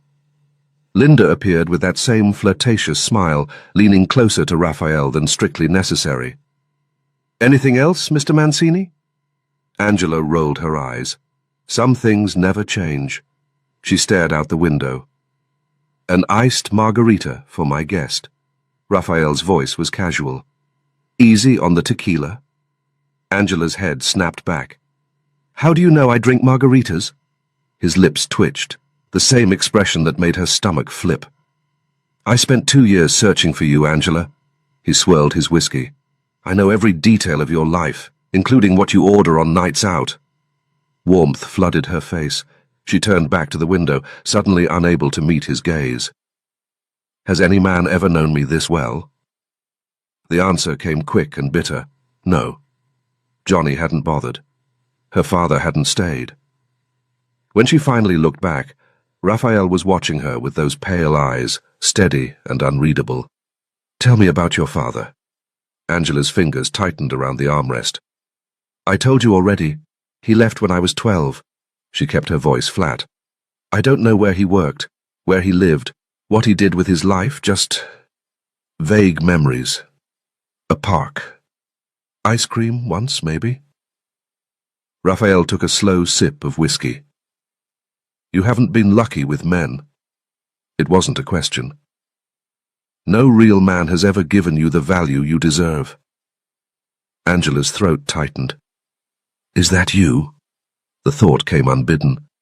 Because you kidnapped me from my wedding, and somehow I've been safer these past 3 weeks than I've ever been. She didn't say it out loud. Raphael leaned forward slightly. If you knew where the money was, what would you do with it? Angela laughed, but there was no humor in it. I wouldn't have been living in a roach-infested apartment, that's for sure. Pretend you had it. His eyes held hers. Dreaming is free. Tell me. She swallowed. The question caught her off guard. No one had ever asked what she wanted. A place to live, I guess. Something small but mine. Maybe a car. She paused, looking at her hands. Then, I'd open my own cafe. Pastries, desserts, experimental recipes. A little boutique spot where I could spend all day in the kitchen, trying new things, making people happy with what I create. When she looked up, the intensity in his gaze made her forget to breathe. She turned away quickly, her neck flushing pink. Stupid stuff. Never mind. Raphael leaned back in his seat. I like when your cheeks flush, little dove. His voice dropped lower. That innocence of yours. I find it quite attractive. Angela grabbed her margarita and drained it in 3 gulps. I think I'll sleep. She moved to a seat farther away, pulse racing, desperately trying to ignore the warmth spreading through her chest. Why does he make me fall apart like this? Monaco was another world entirely. Angela pressed her face to the car window, drinking in the Mediterranean blue, the white yachts bobbing in the harbour, the elegant buildings climbing the hillside like something from a postcard. This can't be real. The hotel lobby was all marble and crystal chandeliers. While Raphael spoke with the concierge, Angela hung back, watching. 2 women in designer dresses walked past, leggy, polished, dripping with diamonds. Their eyes lingered on Raphael, appreciation written plainly on their faces.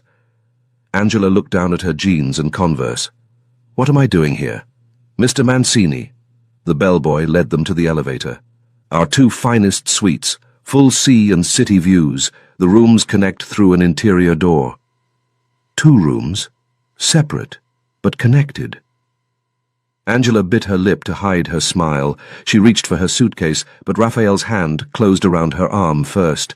He pulled her close, his mouth brushing her ear. I hope you're not thinking of anything foolish. His breath was warm against her skin.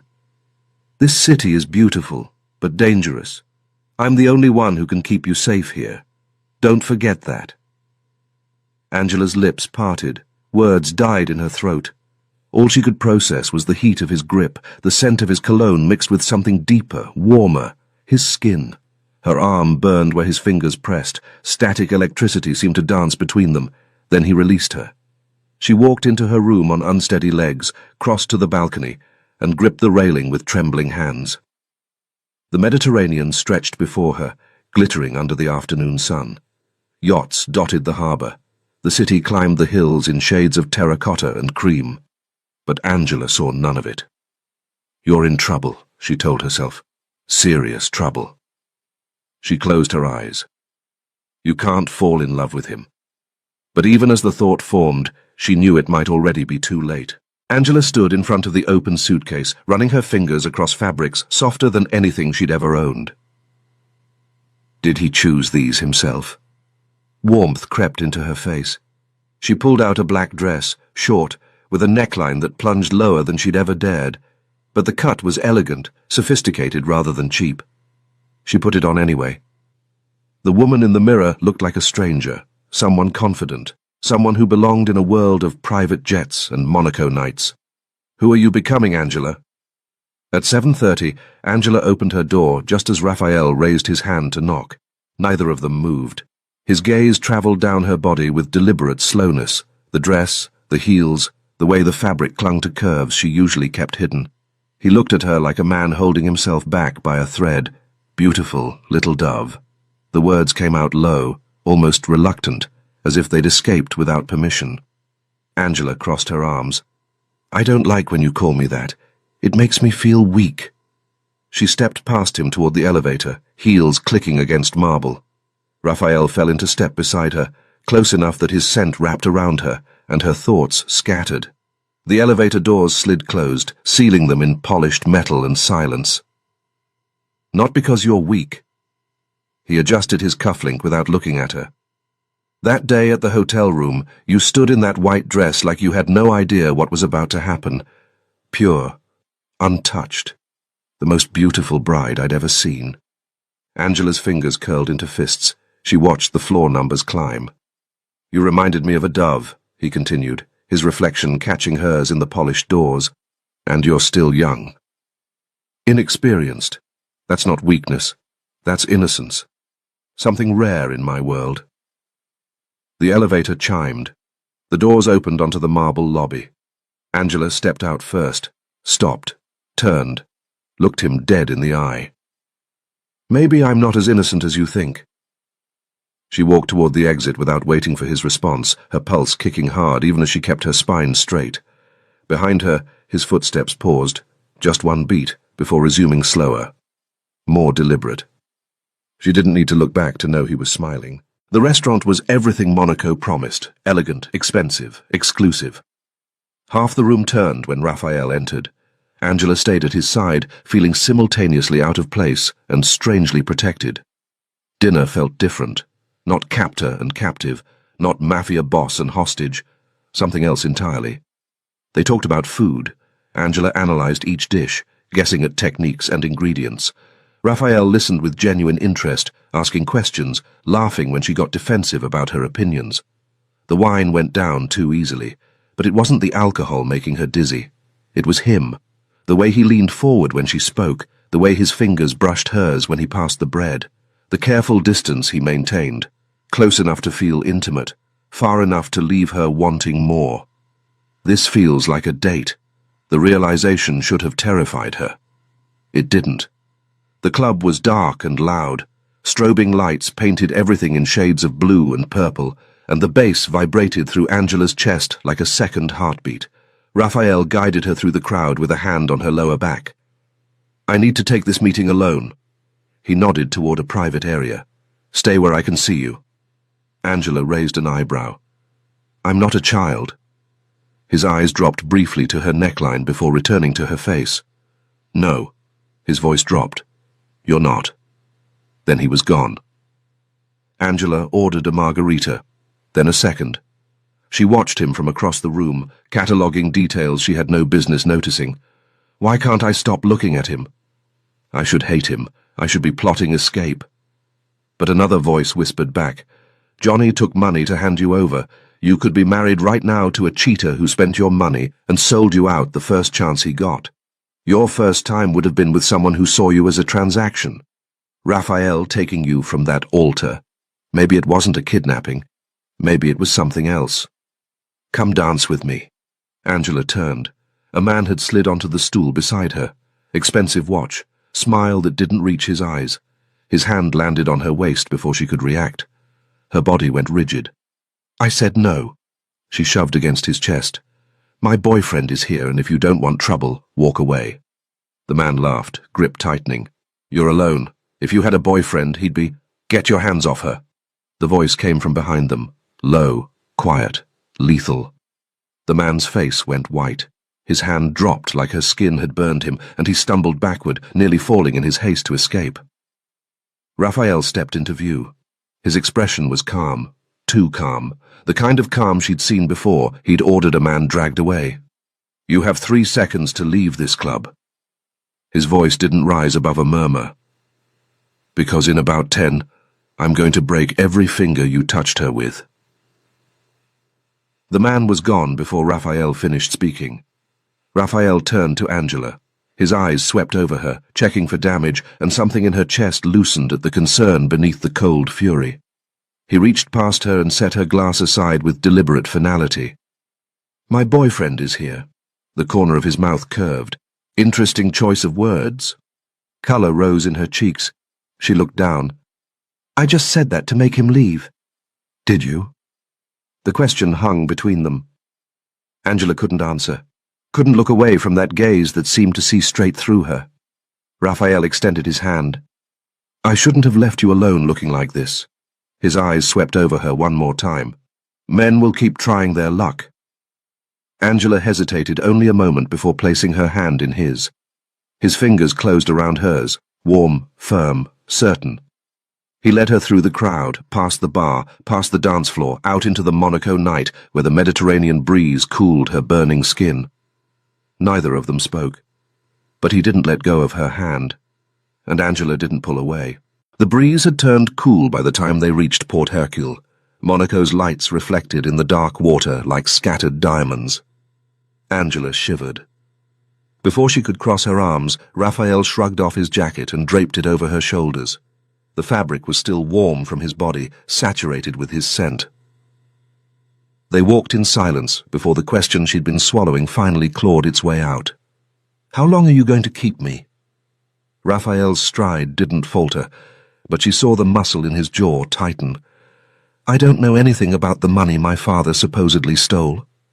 Her voice came out steadier than she felt. "I've told you this. What exactly do you expect from me?" He stopped walking.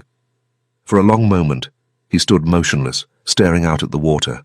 Then he turned, and that cold gaze found hers with an intensity that made her lungs lock. "I don't keep anyone close without reason, Angela." His voice was quiet, measured. "In my world, betrayal doesn't just cost money, it threatens power. When your father stole from me, I didn't just lose $10 million. My reputation was damaged." He stepped closer, close enough that she had to tilt her head back to maintain eye contact. "And in my world, when a father sins, that sin binds his family." Angela looked away, blinking rapidly. Her throat tightened until she could barely force words through it. "I shouldn't have to pay for what he did." Her voice cracked. "I'm not a thief." Raphael reached out and caught her chin, tilting her face back toward his. The touch was gentle, but there was nothing soft about the look in his eyes. "If you know where my money is and you're staying silent," his thumb brushed along her jaw, "then silence is theft too. I haven't been harsh with you because your innocence stops me, but don't mistake patience for weakness." The wind caught her hair, blowing strands across her lips. Raphael lifted his free hand and tucked them back, his fingers lingering. "You're here because I like having you around." The admission seemed to cost him something. "But that's not enough to let you go." Angela's eyes burned, but her voice came out sharp. "I don't know anything. You can't keep me forever." That familiar half-smile curved his mouth, the one that made her want to slap him and kiss him in equal measure. "I can keep you wherever I want, for as long as I want." He resumed walking, hands sliding into his pockets. "By my side, in my restaurant, in my house. Maybe I'll arrange a marriage for you. One of my younger men, your choice, of course. I wouldn't want you to think I'm unreasonable." The corner of his mouth twitched, barely suppressing something close to laughter. Angela froze mid-step, her insides twisted. "What?" The word came out strangled. "You'd marry me off to someone?" Raphael glanced back, something almost playful in his expression. "You're young, beautiful. Eventually you'll have needs. I can't keep you locked away like a nun forever." His eyes dropped briefly to her body, then back to her face. "Though you've managed to save yourself this long." Angela's fists clenched. Color burned her face. "That's disgusting." Raphael turned fully, stepping closer with his hands still in his pockets. "No." His voice dropped lower, rougher. "That's reality." His gaze traveled from her eyes to her lips and stayed there one beat too long. "I don't force anyone, Angela. The ones who come to me come on their own." He stepped back, turning toward the hotel. "I won't force you into anyone's bed." He glanced over his shoulder. "You'll walk into one yourself. The only question is, whose?" The elevator ride was silent. Angela stood with her back pressed against the mirrored wall, her eyes stinging, her lips trembling. Raphael leaned against the opposite side, watching her with an expression she couldn't read. When the doors opened, Angela walked to her room on unsteady legs. She reached for the handle, then stopped. Something made her turn. Raphael was right behind her, closer than she'd realized, close enough that she could feel the heat radiating from his body.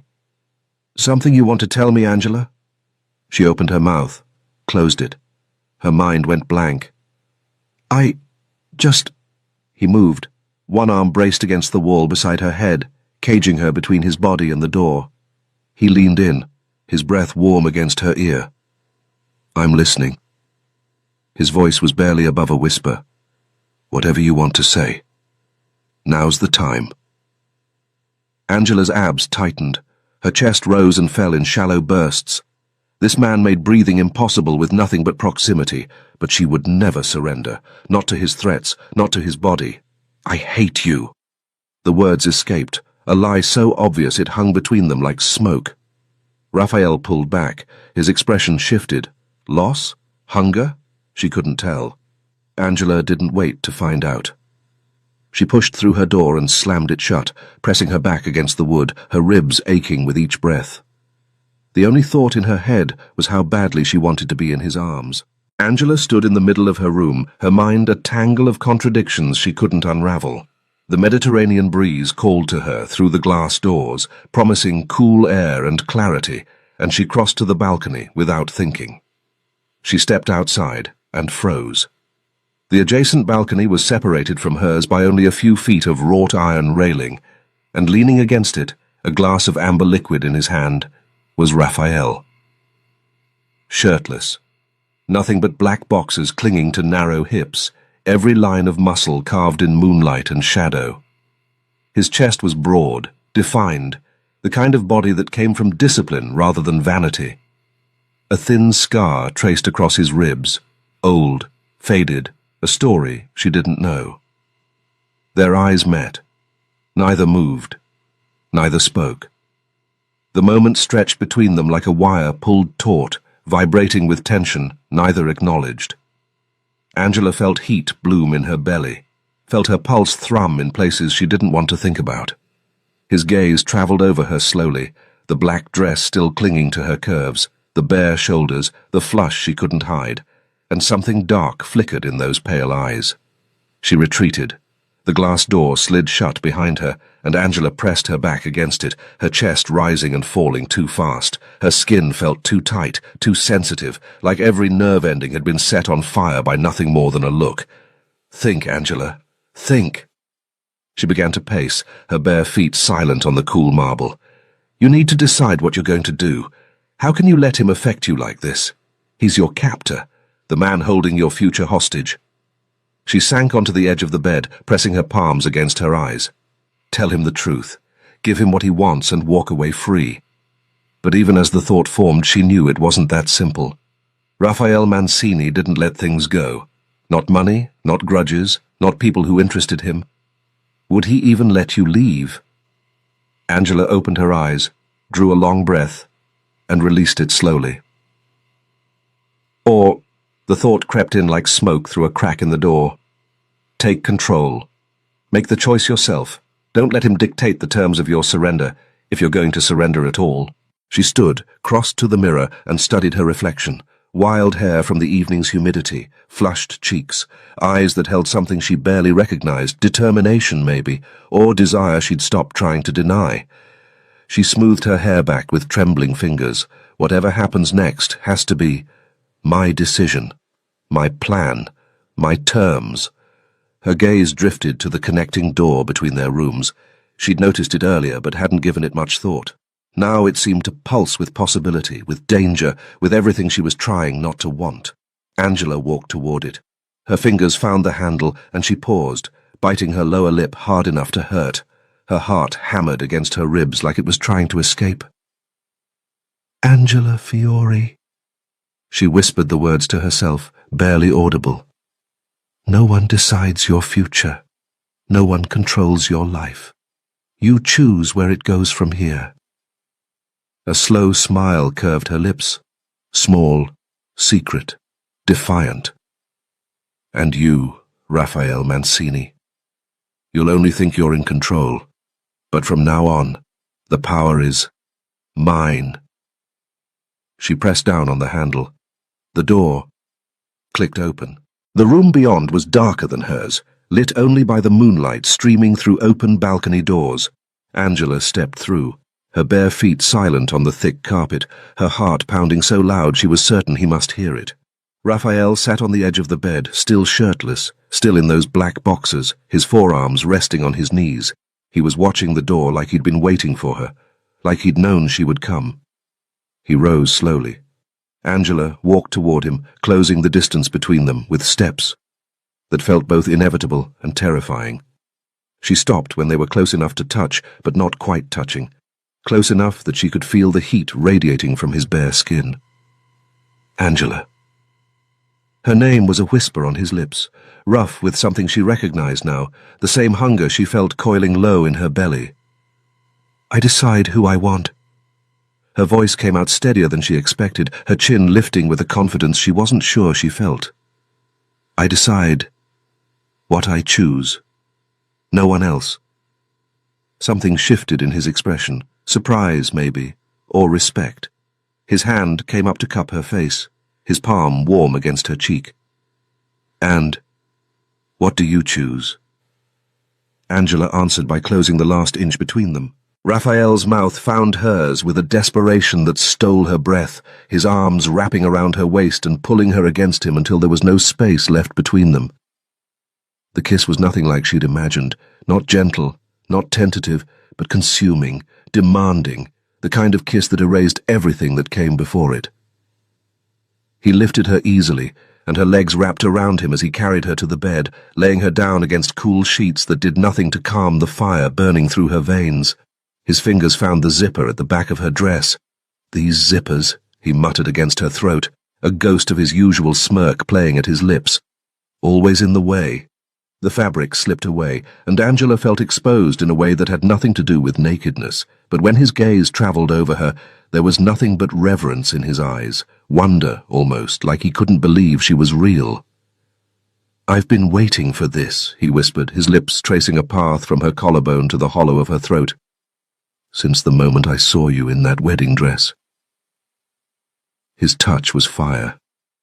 Everywhere his hands moved, her skin ignited, every nerve ending screaming with sensation. Angela arched into him, her fingers digging into the muscles of his back as coherent thought dissolved into pure feeling. His hands were everywhere, her waist, her hips, the curve of her spine, and Angela stopped thinking. Look at me.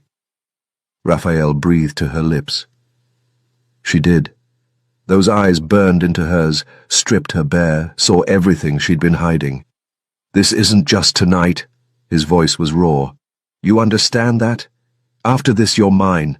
No one else, ever. Angela's answer was to pull him into her. That was all the permission he needed. No, don't close your eyes. Raphael's voice was gravel and smoke. I want to see your eyes when you become mine. When I'm inside you, I want you to feel every second of this. When they finally came together, Angela understood why people called this making love, because it wasn't just pleasure. It was surrender, trust, something that couldn't be undone. The initial sting melted into something deeper, fuller, a sensation that built and built until she thought she might shatter. He was gentle when she needed gentle, fierce when she needed more. He watched her face like her expressions were the only thing in the world that mattered, adjusting to every gasp, every sigh, every whispered word. His hands gripped her hips, guiding her rhythm, his forehead pressed against hers as their breath mingled. And when release finally crashed through her, she cried out his name, the first time she'd said it without anger, without fear, without pretense. Just his name, just him. Her sounds melted into his, gasps and groans blurring into one. They fell asleep tangled together, her head on his chest, his arm wrapped around her like he was afraid she'd disappear. Morning light filtered through the curtains, painting the room in shades of gold. Angela woke slowly, awareness returning in fragments, the warmth of the body beside her, the soreness in muscles she'd never used, the steady rhythm of his heartbeat beneath her cheek. She lifted her head and looked at him. Asleep, Raphael looked younger than 38. The sharp edges of his face softened, the perpetual tension in his jaw released. He looked almost peaceful, almost human, like a sculpture carved by someone who understood beauty required vulnerability.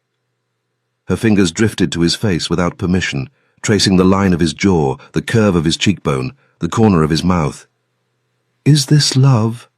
The realization hit her like a blow to the chest. This is what love feels like. This consuming, terrifying, overwhelming thing I've never felt before. Raphael's eyes opened.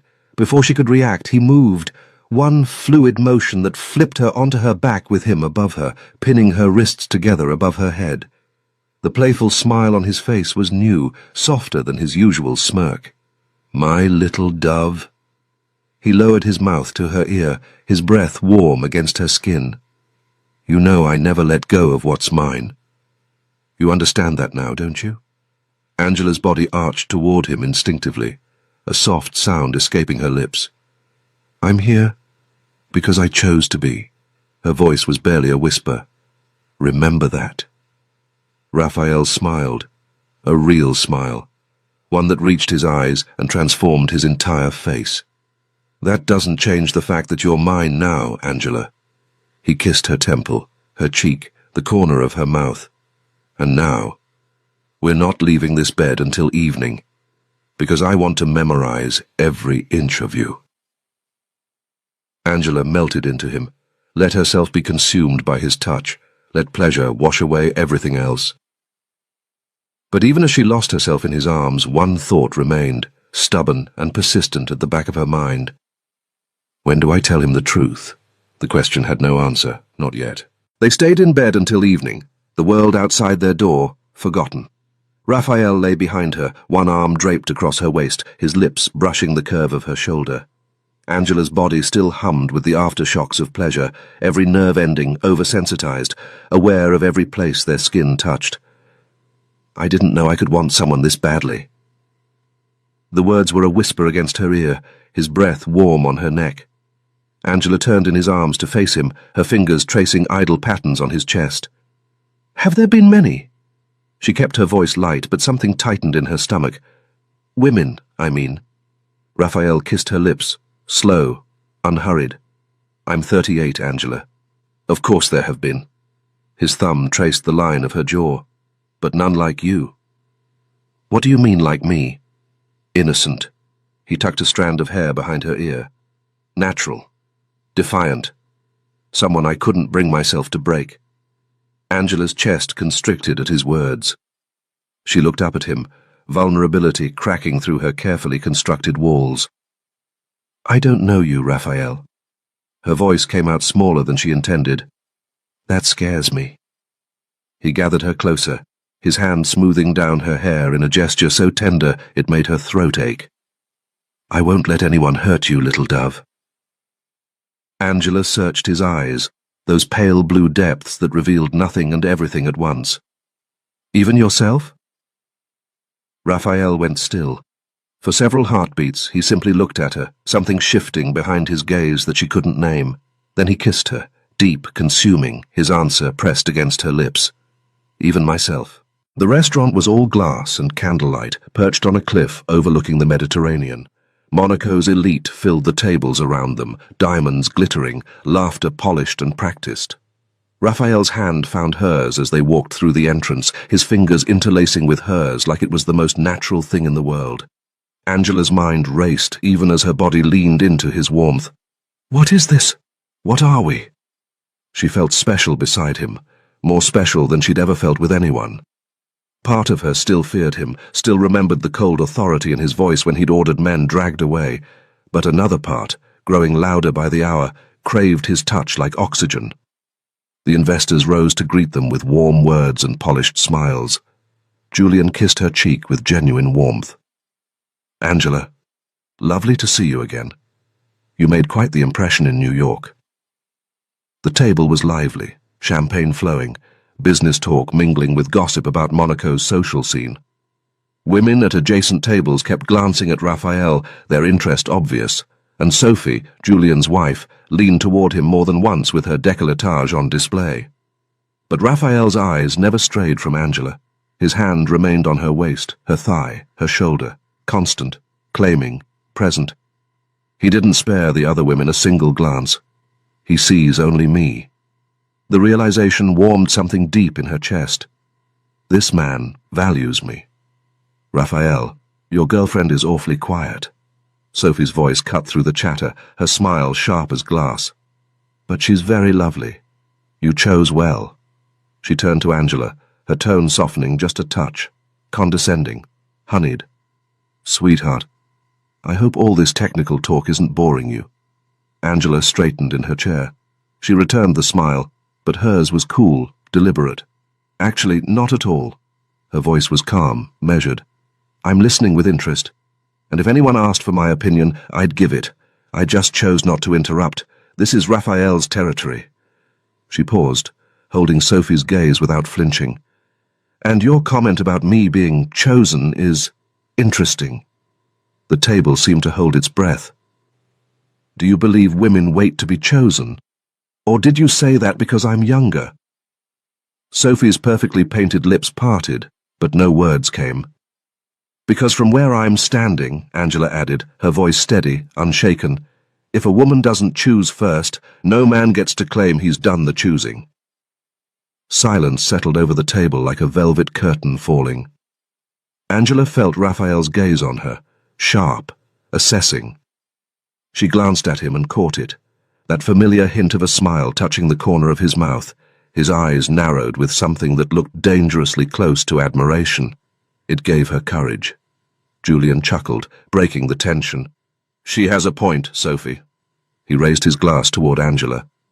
"And truthfully, this young woman is the reason we're all sitting here. Her idea in New York convinced me this partnership was worth pursuing." Raphael lifted Angela's hand from the table and brought it to his lips, pressing a kiss to her knuckles while his eyes held hers. "Angela is a cook." Pride colored his words. "And an exceptional one. She will be a chef soon." Julian's interest visibly increased. "Is that so? We're opening several restaurants in the coming year. Perhaps we could discuss working together." "We'll be competitors in that arena, Julian." Raphael's voice was polite, but firm, his gaze cutting to the older man with unmistakable warning. "And I don't intend to lose my girlfriend to the competition." Angela's cheeks flushed hot. "He called me his girlfriend. His, not his prisoner, not his hostage. His girlfriend. But is there a difference with a man like Raphael?" Later that night, in his room, the city lights glittering through the floor-to-ceiling windows, Angela straddled his lap as his hands roamed her bare skin. "I was proud of you tonight." His voice was rough, his breath uneven against her neck. "The way you handled that woman. Quick, sharp. You put her right in her place." Angela smiled, rolling her hips in a way that made his jaw clench. "She deserved it." "That line about choosing—" He pulled her closer, his mouth finding the hollow of her throat. "I never looked at it that way before." Angela tangled her fingers in his hair, tilting his face up to meet her eyes. "You may have taken me, Raphael." Her voice dropped to a whisper. "But I'm the one who opened that door. I'm the one who walked into your room. Don't forget that." Something dark and hungry flared in his gaze. In one fluid motion, he flipped her onto her back, pinning her beneath him. His mouth traced down her body, pausing at her breasts, and he looked up at her through hooded eyes. "Maybe you're not as naive as I thought, little dove." Angela arched into his touch, a moan escaping her lips as pleasure sparked through every nerve. "I'm not," she thought, even as coherent thought began to dissolve, "and you have no idea what I'm capable of." But that truth could wait. Tonight, there was only this, only him, only the fire consuming them both. The private jet cut through the clouds, Monaco falling away behind them. Angela sat close to Raphael, her head resting against his shoulder as the Atlantic stretched endlessly below. He lifted her hand to his lips, pressing a kiss to her knuckles, then her wrist, then the inside of her palm. From the galley, Linda the flight attendant watched them with barely concealed jealousy, her perfectly painted smile tightening at the edges every time Raphael touched Angela. Let her look, Angela thought. He's mine now. "Tell me about your family." She traced idle patterns on his forearm. "I've told you about mine, but you've never talked about yours." Raphael's jaw tightened almost imperceptibly before he spoke. "My father was a hard man. Discipline, that's what he taught me. Control. The business came first, always." His voice was even, measured, like he was reciting facts rather than memories. "He died 5 years ago." "And your mother?" Something shifted in his eyes, a crack in the armor she rarely saw. "Cancer. I was 18. He paused, and when he continued, his voice had softened. "She was my best friend. The only person in my family who understood me." Angela's chest constricted at the rawness in his words. She squeezed his hand tighter. "I took over the family business after my father passed. Uncles, cousins. They didn't make it easy. Too many opinions, too much ambition. A muscle ticked in his jaw. Oscar is the only one I trust completely. He's a distant cousin, but we grew up together. He's been by my side since we were kids. And the restaurants, the nightclubs? Raphael turned to look at her, his pale blue eyes holding hers with unsettling intensity. When you operate in that world, you deal with dangerous people. And to survive dangerous people, you have to be more dangerous than they are. His thumb traced circles on her palm. That's the nature of the business. Silence stretched between them. Angela's stomach churned with the question she'd been holding back for weeks. Raphael. Her voice came out smaller than she intended. My father. How did he steal from someone like you? And why? He didn't answer immediately. His gaze shifted to the window, watching the clouds drift past. When he finally spoke, his voice was calm but heavy, not accusatory, just factual. Because your father wasn't afraid of me. Angela turned to face him fully, her brow furrowing. He wasn't my enemy, Angela. Raphael's eyes found hers again. He was by my side. He stole from the inside. The words landed like a physical blow. Ice water flooded her veins. Men like your father don't steal out of greed, Raphael continued, his tone almost clinical. They steal out of panic, out of desperation, out of a need to save someone they love. Angela's throat tightened around unshed tears. But understand this, his voice dropped, carrying the weight of absolute truth. Even if he did it to save you, in my world, that's still betrayal. Her eyes stung. She looked away, unable to hold his gaze. Raphael's voice softened unexpectedly. But that doesn't make you guilty. She turned back, startled by the gentleness in his tone. You weren't part of that chain, he said. You didn't touch that money. As long as that's true, you're innocent. He paused, something unreadable passing through his expression. Your father kept you ignorant on purpose, because if you'd known, you wouldn't have survived. Angela swallowed hard, pressure building behind her eyes. Stealing that money was easy, Raphael added quietly. What was hard was not touching it for 2 years. He watched her with something that looked almost like respect. That's why you're still here. Either you had no idea the money existed, or you knew and chose not to use it. Tears blurred her vision. Her voice cracked when she spoke. Is that the only reason I'm still here? Raphael reached out, tilting her chin up with gentle fingers, forcing her to meet his eyes. And because I love you, Angela Fiore. His voice was rough, stripped bare of its usual control. Despite who your father was. Despite everything. A tear slipped down her cheek. He wiped it away with his thumb. When they pulled up to the estate, Maria opened the front door with wide eyes. She glanced at Oscar in the garden, gesturing subtly toward the couple walking up the path. Something's different about them, she murmured when Oscar approached. He bit into his sandwich, watching Raphael's hand rest possessively on the small of Angela's back. Resisting Raphael is hard, he said with a knowing grin, then he slid a sideways glance at Maria. Just like resisting me is hard. Maria rolled her eyes and walked back toward the kitchen without a word. Oscar sighed. One day, Maria. One day. The week that followed felt like a dream Angela was afraid to wake from. She worked in Raphael's restaurant every day, developing the pastry menu, her hands covered in flour and sugar. For the first time in her life, her work felt like art, valued, respected, important. Raphael moved her things into his bedroom. The massive walk-in closet now held her clothes alongside his, plus dozens of new pieces he'd bought for her. That night, he carried her across the threshold like a bride, his lips brushing her ear as he whispered, This is our room now. I don't want you even one door away. We sleep together, every night. Warmth bloomed in her chest like sunrise. He gave her a phone, her own, unrestricted. She called Miranda immediately. Angie! Miranda's voice crackled with relief. Where the hell have you been? Everyone in Charleston is losing their minds.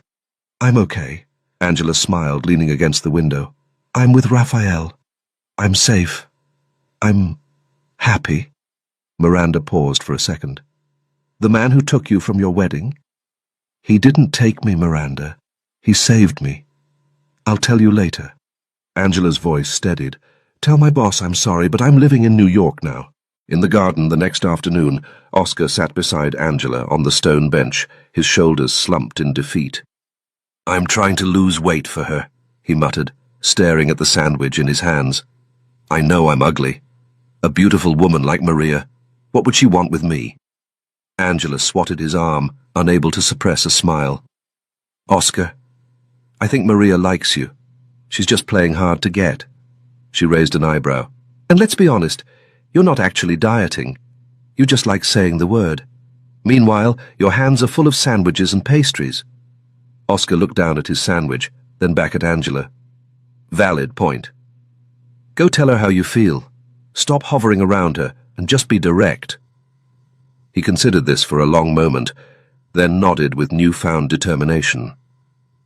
That evening, Angela found Raphael in his study, the blue glow of his computer illuminating his sharp features. Come here, little dove. He pushed back from the desk, holding out his hand. It's been 2 hours since I've seen you. I missed you. She went to him, her fingers threading through his dark hair as he pulled her onto his lap. Raphael. She hesitated, searching for the right words. I need to go to Charleston. He studied her face for a moment, then nodded. Then I'll take you myself. We'll fly out, get your things, let you see your friends. His hand traced up her spine. And then we'll come home. Home. The word settled into her bones like it belonged there. 2 days later, the private jet touched down in Charleston. Angela's heart raced as familiar streets rolled past the car window. She'd been gone almost a month, but it felt like a lifetime. Strange how this city that had always been home now felt like someone else's memory. Outside her apartment building, Raphael stopped the Mercedes, but made no move to get out. You're not coming up? He shook his head. Take as much time as you need. This is your space. I'll wait here. She leaned across the console and kissed him, soft, lingering, grateful. Upstairs, Miranda nearly tackled her at the door. Angie! Tears streamed down her friend's face. I was so worried. They spent an hour catching up, laughing, crying, packing Angela's belongings into boxes. Every few minutes, Angela found herself drifting to the window, watching Raphael's car parked down the street. Girl, Miranda's voice was knowing. You're in love with him. Angela turned, heat rising to her cheeks. That gorgeous man who dragged you out of your wedding? Miranda shook her head in disbelief. I mean, he scared the hell out of all of us. But honestly, he saved you from Johnny. That guy was a leech, she grinned. So maybe getting kidnapped was the best thing that ever happened to you. Angela laughed, but the sound was soft, almost reverent. I do love him, she admitted. Under that cold exterior, behind all the dangerous things he does. He's passionate, possessive, but he shows his love. He makes me feel like I matter. Miranda pulled her into a hug. Then go get your man, Angie. Angela turned to gather the last of her things, but before she left, she paused at her nightstand. Her fingers found the familiar groove of the drawer. Inside, beneath her old music box, was a hidden compartment. She lifted the false bottom and pulled out a folded envelope. Her hands trembled as she tucked it into her pocket. Dread pooled in her stomach like cold water. Maybe I'll lose him, she thought, pressure building behind her eyes. Maybe this will destroy everything. But she couldn't keep lying. Not anymore. Without looking back, Angela walked out of the apartment and toward the waiting car. Toward Raphael. Toward the truth. Angela slid into the passenger seat, her backpack clutched against her chest. Raphael sat behind the wheel, but something was off. His jaw was tight, his gaze distant, fixed on some point beyond the windshield. His hands gripped the steering wheel like he was bracing for impact. Thank you, she said softly, leaning over to press a kiss to his cheek. For bringing me here. For waiting. He turned, and a small smile ghosted across his lips. He nodded, but said nothing. Angela studied his profile, the tension in his shoulders, the way his fingers drummed against the leather. "Is something wrong?" "No." His voice was measured, controlled. "There's one more place I want to take you before we leave." The envelope in her pocket seemed to burn against her thigh. All through packing, all through saying goodbye to Miranda, she'd been rehearsing how to give it to him. What to say, how to explain. "Tell him now," her mind urged. "Just tell him." But the words wouldn't come. The car wound through Charleston's historic streets until they reached Waterfront Park. The late afternoon sun cast golden light across the harbor, and the famous pineapple fountain sparkled in the center of the promenade. Raphael parked and walked around to open her door. He took her hand, his palm warm and steady against hers, and led her toward the fountain. Couples strolled past. Children chased each other across the grass. The air smelled of salt and possibility. They stopped at the water's edge, the fountain's gentle spray catching the light like scattered diamonds. Raphael turned to face her. His pale blue eyes held an intensity she'd never seen before, vulnerable, almost uncertain. "Angela." His voice was low, rough. "You've been with me for 6 weeks, but I've known about you much longer than that." Her brow furrowed. "What do you mean?" "I spent 2 years looking for you. After your father died, you disappeared.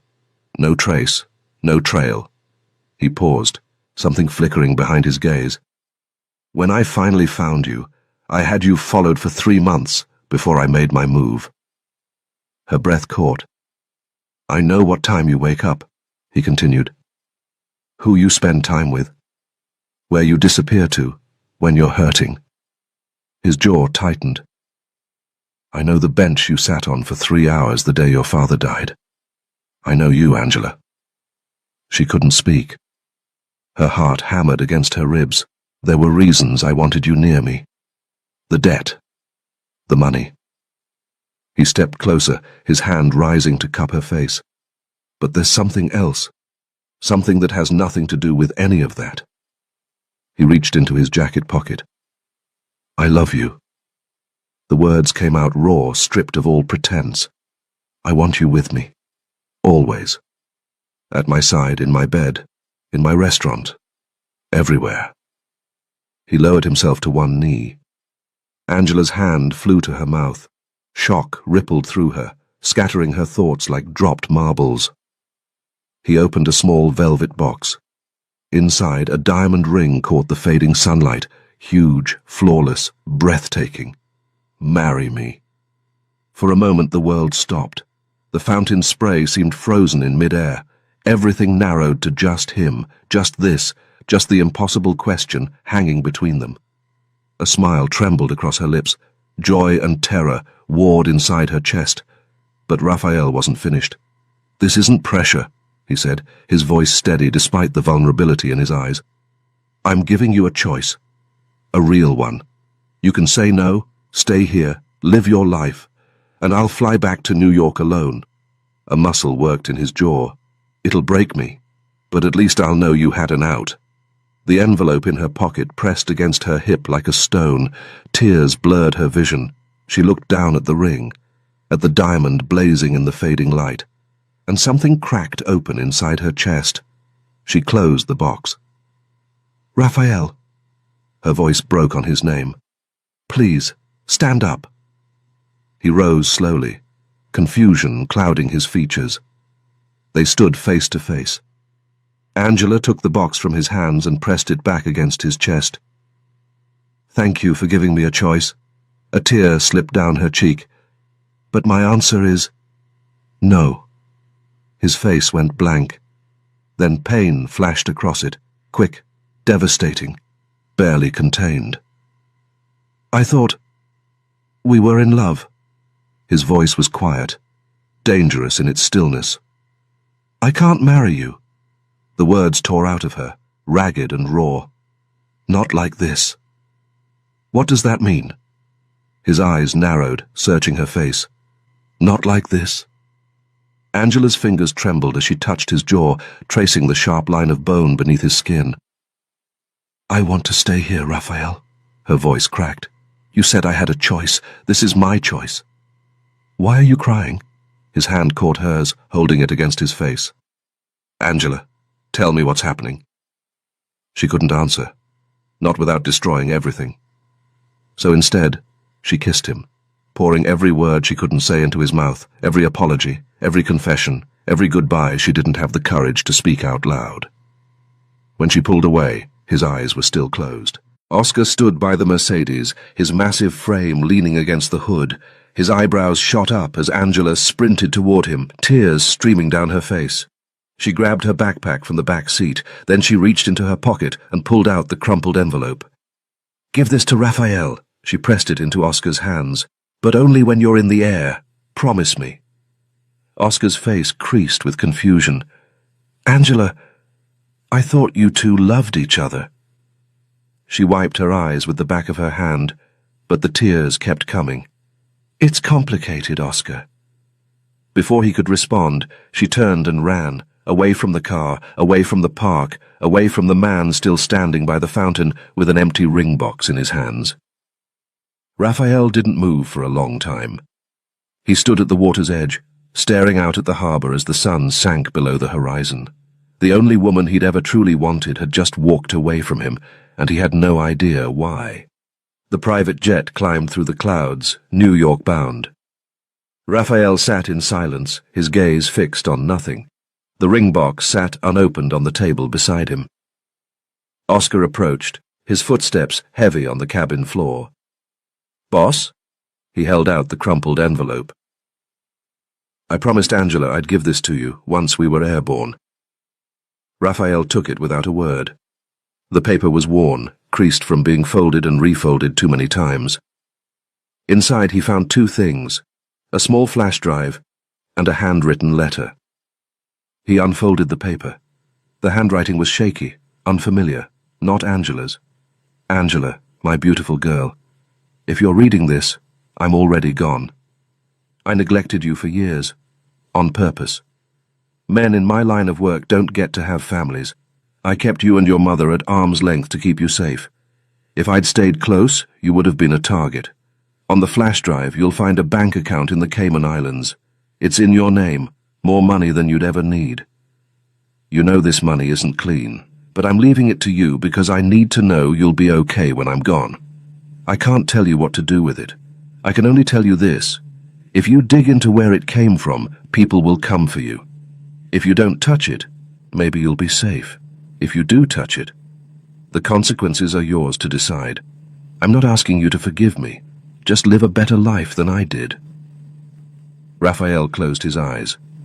Little dove, he murmured, the words barely a whisper. You knew all along.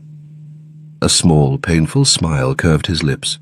She hadn't run because she didn't love him. She'd run because she did. Thank you so much for watching part 1 of Angela and Raphael's story. Part 1 ends here. But the story, it's just beginning. In part 2, Raphael discovers what Angela has been hiding for 2 years. A secret from the past threatens to destroy everything, and a choice that will change both their lives forever. Will they find their way back to each other? Or is this goodbye? Part 2 arrives in 3 days, but I need to know, are you coming back? Please comment Part 2 below. You can rate the story from 1 to 10, and if you felt something, anything, leave a like. Do Angela and Raphael deserve their happy ending? Tell me what you think. Thank you for watching. Thank you for caring. See you in Part 2.